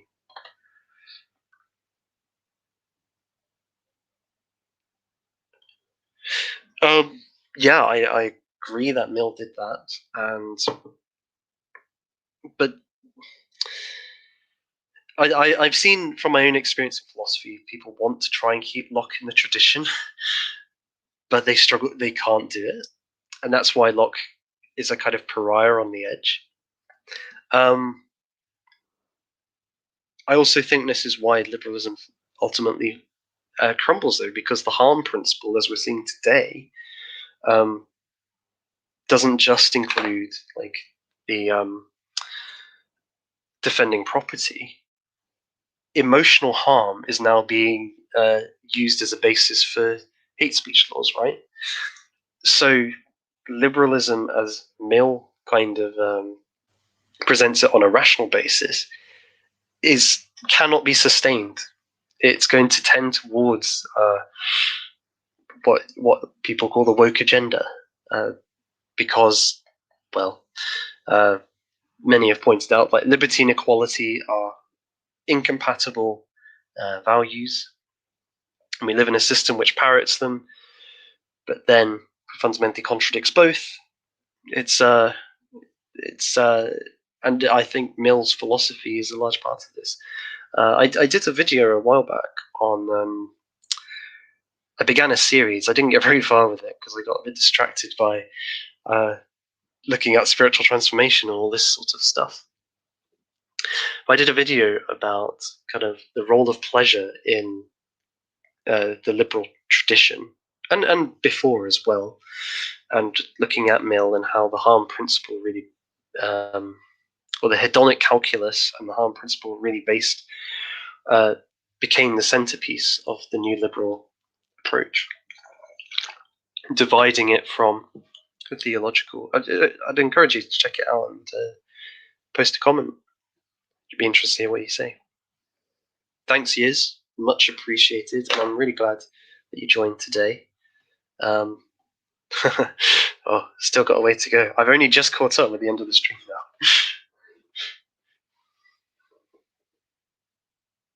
now. No, that might be it's a hard concept to kind of get across. I think it's not that it removes your desire to be perfect, but it removes the the guilt of being imperfect. It removes because it removes the idea that your relationship with God, or your standing with God, or your objective identity is defined by how well you do at being moral or something like that, right? It's more, you are changed. Your identity has changed. Even though so the Bible puts it like this God justified the ungodly, or he justified us while we are still sinners. So we are still ungodly, but Christ presents us as innocent and remade to be the language of First Peter is like holy priests, a people of holy priests worshipping God night and day.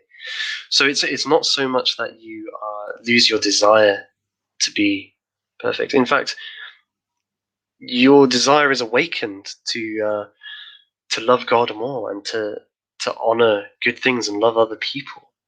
Rather, it's that fear that you may have, or that trepidation, or the kind of guilt that you messed up or did badly is removed, and so you're just empowered to throw yourself fully into pursuing this, no matter how well you do.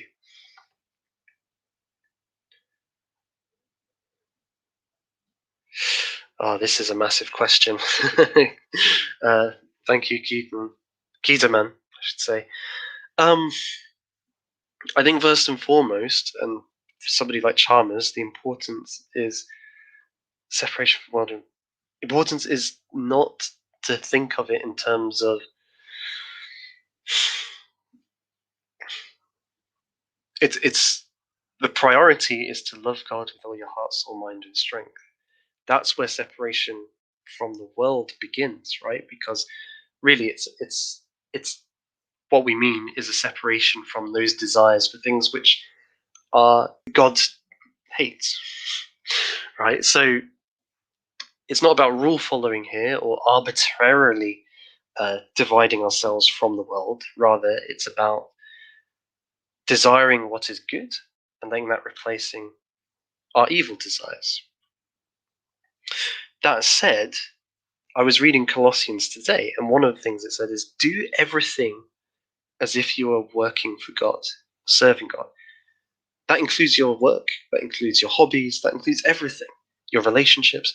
So when you're at work, do the work to your best of your ability, because you're doing it for God. Now, if you have successes, that's great. That's wonderful.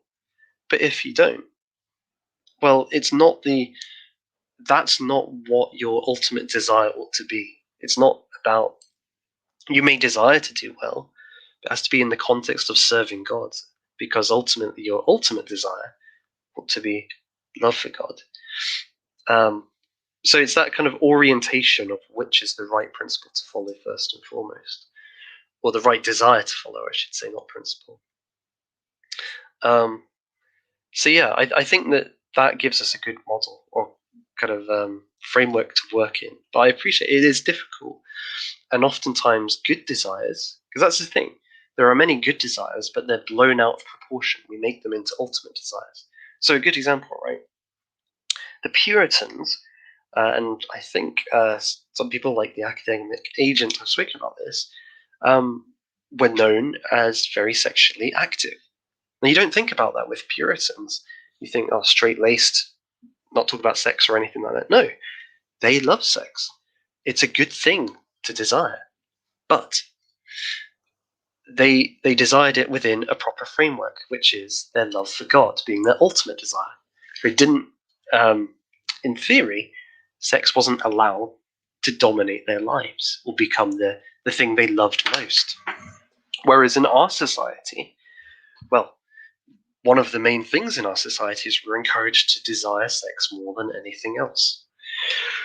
So, it's within that proper context, at least on that issue, the Puritans were able to hold the goodness of that desire. They weren't denying it, like maybe a Buddhist approach or some kind of Stoic approach might be, but it's not allowed to dominate and over exceed its natural place in our lives.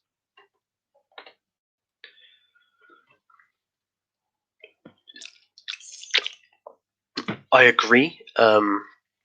I think it's often distorted, and often it's not. Well, it's said by people who are not themselves like going to be martyred or in chains, right? So that's an important point. When Paul talks about weakness, he's often like, um, uh, he's literally in jail for proclaiming the Gospels. So I don't think. So I agree, and I often think it's a cover for nefarious values. It's often a cover for a brand of politics which may have nothing to do with weakness. So why are you not being compassionate enough towards migrants, let's say? Or whatever point of view you have on immigration, when people start using that sort of language of kind of compassion, so on, or kind of weakness in that regard, I'm always a bit suspicious, because it's not really about weakness in the kind of way Paul's meaning.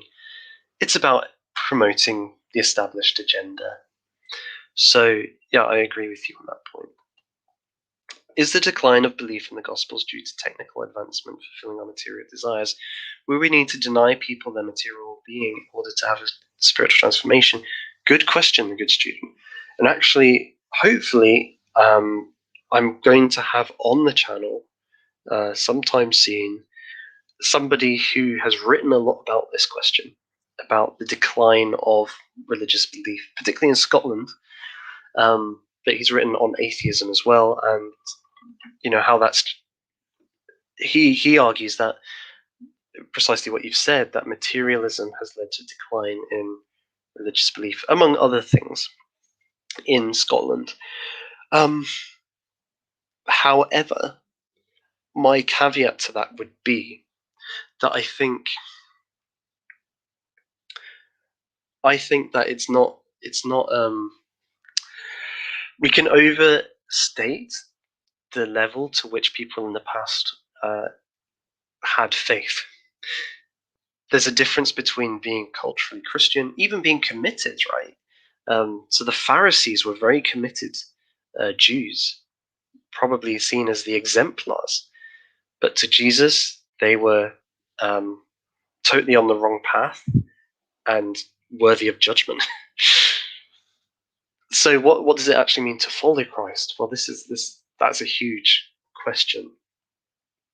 But it may always have been a small number. Christ explicitly says the way is narrow, and there are many who will say, when I return, Lord, Lord, and I will say, I did not know you. Many will believe they've cast out demons in my name, but I have not known them. That's very chilling remarks, and often,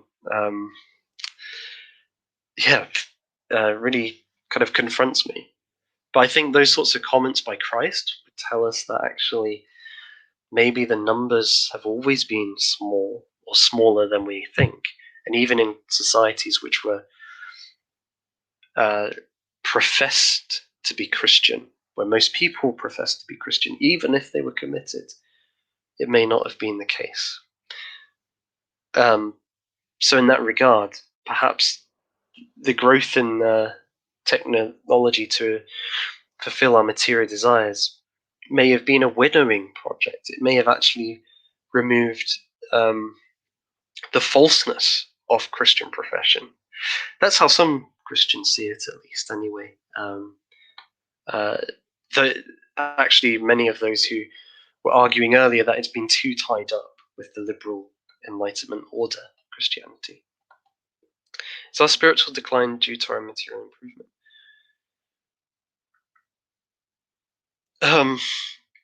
See, I don't think Chalmers would be arguing for this either. I think that's a kind of Kaczynskian point of view, and certainly when you get to people arguing that you should be carrot pilled and so on, they're kind of putting that point of view forward. That isn't Chalmers' point. Chalmers' point is actually if your desire is changed towards desire for God in response to God's love in Christ, that will change you. And that indeed is the only thing which can really bring about dramatic change in his view.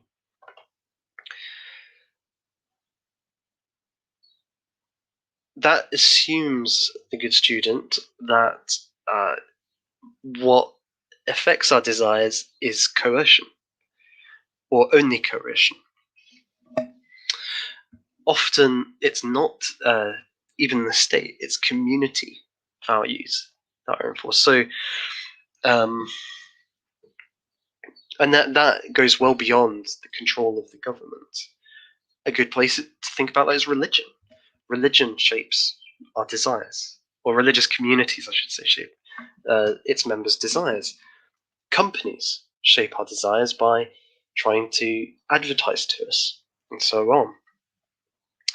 Often it's through our practices, what we do, that our desires are shaped. So the very fact you're on YouTube and watching this is something that shapes your desires in a certain way. And we all know that social media companies work on trying to release dopamine hits, right? So they understand that if you have dopamine hits or releases of dopamine, you'll desire to get them again. So you'll come back to their social media platforms. So gunpoint could at least shape your desires to a certain extent, insofar as coercion.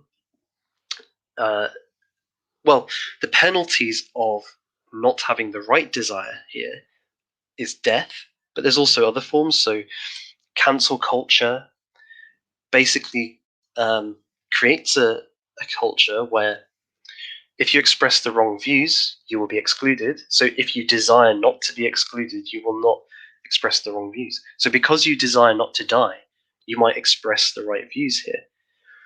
But how successful they are at shaping desires is another question. It regulates expression of desire. Well, I suppose if you get into a pattern of expressing certain uh, emotions, you'll end up experiencing them or feeling them. That's a very well established sort of model. Behavior modification. Um, and certainly many societies have tried to do that. The Puritans tried it. It didn't really succeed. Stalinist Russia certainly tried it.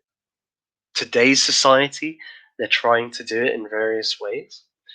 So, yeah, certainly the state will try it in various ways, and the main institutions of the day. But they can only be totally successful if they eliminate all the opposition, or all the communities or traditions which offer the cultivation of other desires. And whether that's possible is something I'd encourage you to think about. Do people reject Christianity because it gets in the way of their desires? Why wasn't their desire redirected to the Christian community? Yeah, it definitely gets in the way of people's desires. Well, easy example: you shouldn't have sex before marriage. You shouldn't get drunk. You shouldn't lie. You shouldn't.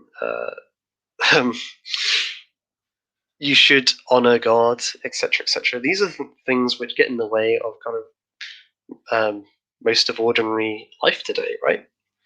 Or many people's priorities today. The idea that we should cultivate families, that's certainly against much of the current global liberal order's kind of direction. It's only if people desire these things that they will want to be Christian today, or things like this, right? Or no, let me step back. It's only if they desire God in response to what God's done in Jesus Christ that they may even contemplate doing these things. And I think the Apostle Paul made a very relevant point here. He said, if Christ is not risen from the dead, then this is all a waste of time. Why shouldn't we be doing these things if Christ didn't rise from the dead, which then created this community called the church? If that's not the case, then yeah, it does frustrate those desires, but it's able to overcome them because it cultivates new desires. That is what Chalmers is trying to argue. I'll go for a bit. I'll probably try to speed up a bit more now.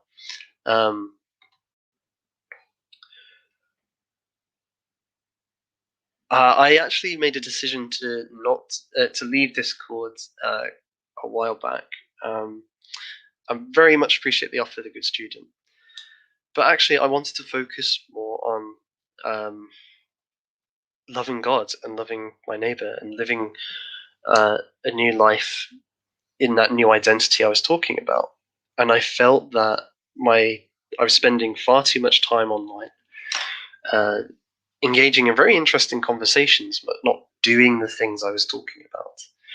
So I respectfully decline, just because I've been in that rabbit hole, and I wanted to change. So maybe in the future, but not for the time being. But maybe there's others who are watching who would like to join your Discord. So here's the advert for it. And I'd encourage you, if you're so inclined. The Good Student has his own channel with lots of interesting videos and lots of responses to people online. I'd encourage you to check them out if you enjoy this sort of content. He's got very provocative thoughts, and really tries to engage in a charitable way, which I don't think is too common these days. So yeah, check him out. Thanks, Keto.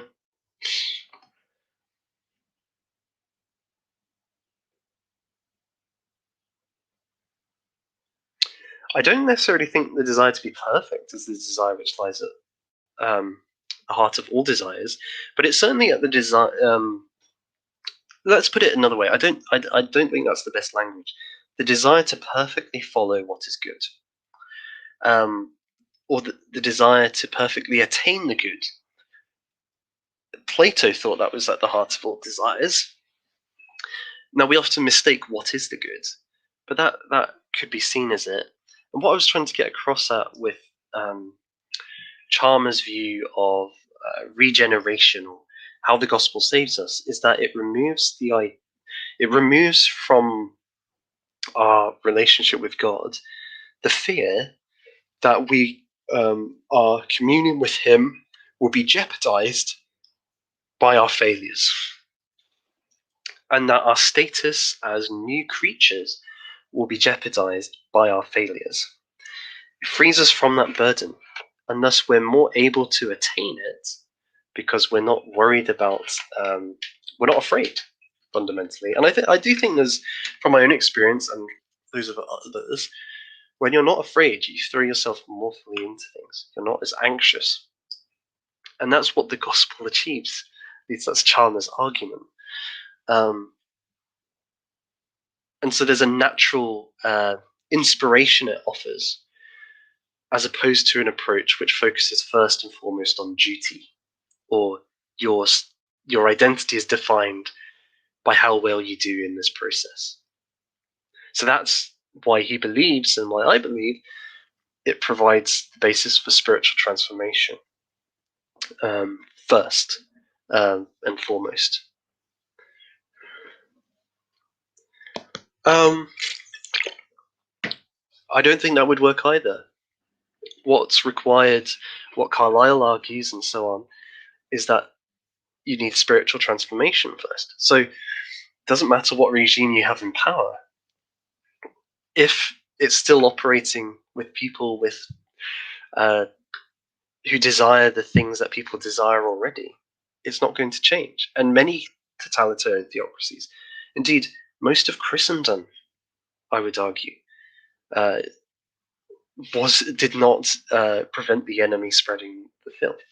Now we can argue to the cows come home even, about whether it restrained it or not, more than it is today. But at the end, it's what's being called for, at least by Carlyle, by Chalmers, is new people with new desires. And when that happens in the church, not as an institution, but as a community, the community of those who are formed by Christ, then it's a completely different way of existence. Completely different way. Only a few times in history has it been really visibly seen, in a very clear way. But the seeds are there, and I think that really is that's what's really needed. But it's not because what I see in that question is Christianity adapted to the world, or a religious tradition adapted to the world, adapted to the way the things work in the world as they are, but with a religious coating, restricting using the means of ordinary politics. What's needed is a community which acts in ways completely different from ordinary politics. In some ways, it's unimaginable to most of us.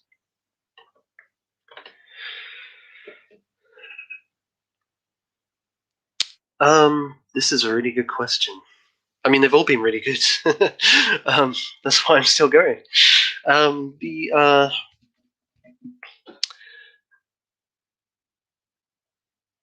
think fundamentally. So let's go back to the beginning of this stream. And by the way, guys, if you've not seen the beginning, we got stuck into Chalmers' view of human nature, which is grounded in Stoic, Augustinian, Thomist, basically like the Western tradition up until the Enlightenment view of human nature. And fundamentally, God has, Aquinas would argue, has given everybody instincts for detecting good and evil, which is pleasure and pain, respectively. They're good and evil for us, I should say.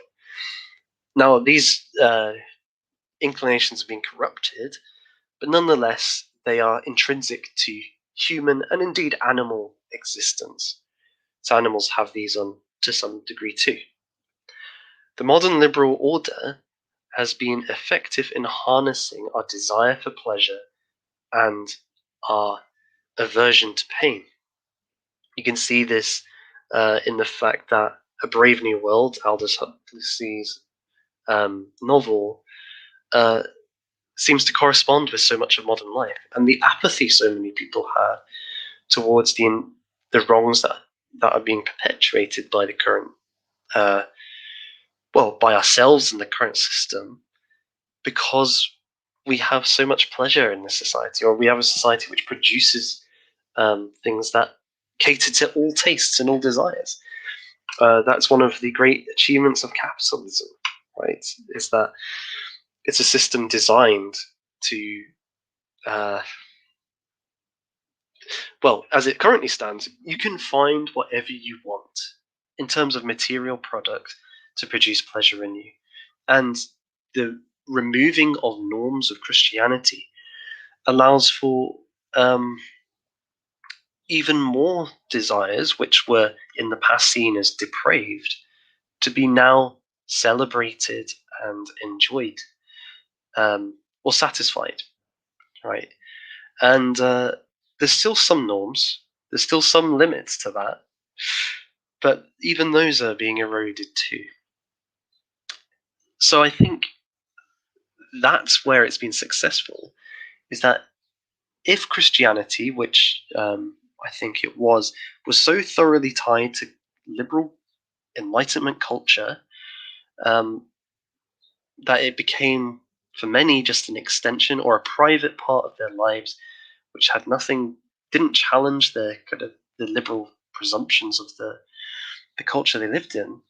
Well, then why would they stick around with it when the liberal culture they live in is better at supplying pleasures in other areas than Christianity? I think that's a large part of it. There's other reasons why Christianity has declined in the West, but that kind of the success of capitalism exploiting pleasure and the cultural accommodationism of Christianity have combined to produce what we see now. You're very welcome, Keterman, and thank you for tuning in and raising your questions. I really appreciate it.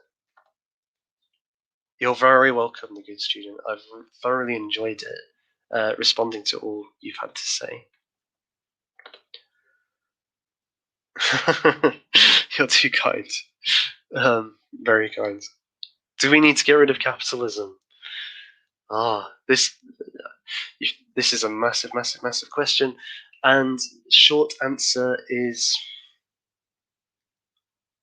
I'm not good. I think this is where Evola hits the nail on the head. Capitalism and socialism both appeal to the same priorities of materialism, and we could put it in Chalmers' words, or they both cultivate immoral desires. And what I think Chalmers is saying is that through Christ in the church, a very different community exists with a very different set of values, which in which new desires are born and cultivated. Now, to jump forward to this question, do we need an alternative? Well, in my view, ideally it would be the church, but the church or institutional Christianity has, as you pointed out earlier, has largely, in many cases, become an extension of kind of Western capitalism. However, as it is now being, the combination is being eroded, and that to be a Christian is no longer to be Western, there may be new possibilities for the church to actually be an alternative way of existence, an alternative community founded by God in Jesus Christ. But the church as an economic system, feudalism, I'm going to save these for another time, the good student, because it's such a big question and such an interesting question. And actually, some of the streams that I hope to do in the future may touch on some of these issues. So I won't go into it now, because it's worth treating in a good, like, in a comprehensive manner where I can do justice to it. So, just by way of closing, I just want to recap very briefly the key points of Chalmers' sermon, so that we go away with kind of these key ideas in our minds and think about them. Fair enough, a good student. Maybe one day we'll be on a stream together, who knows. So, Chalmers' key points. Human nature is driven by what we love, and what we ultimately love is what we worship. We are kind of bound to it. And the key is that if we just criticize people's ways of lives, which are fundamentally driven by what they love, that will not change them, because it will just leave them at best, it will leave them without anything to desire. And that's against human nature. It's violence against human nature, not to be in a state of no desire. It's the state that many of people find themselves in today. And that's why they're in kind of miserable and depressed. Rather, what's needed is an alternative to be presented. Something which is more attractive, which is more desirable, has to be presented to us, and that will persuade us to change from our old ways to our new ways. In effect, it will bring about spiritual transformation. And for Chalmers, the thing that does that is God revealed in Jesus Christ. The love of God revealed to us is so beautiful and exciting that we are made new, and we desire to love God and to love our neighbors, and we're brought into a community which does that. So that, in sum, is Chalmers. I'm really grateful for everybody tuning in today and watching and engaging. And hello to you, Jack Old, as well. Much appreciate you being here too. Let me know what you think in the comments as well. I'd be really interested to hear what everybody has to say on this topic. And my hope is over the next few streams to engage in some other aspects of what I've called loosely here spiritual transformation. So we've looked kind of at the need to change people's desires, but what changes people's desires? Well, one of the things that I've tried to emphasize is the role of community here. It's not necessarily the strongest element in Chalmers' sermon, but it is an important thing. We don't just change as individuals, we live in community. And so, what I'm thinking of next time is looking at how the Reformation, or the Protestant reformers and the Reformation, tried to use the role of community to bring about the conversion of Europeans from Roman Catholicism to Protestantism. Massive topic, I know, but it should be really interesting. Till then, I hope you all, I wish you all a really good weekend, and till the next time we meet, may God's grace and peace be with you all. Bye for now.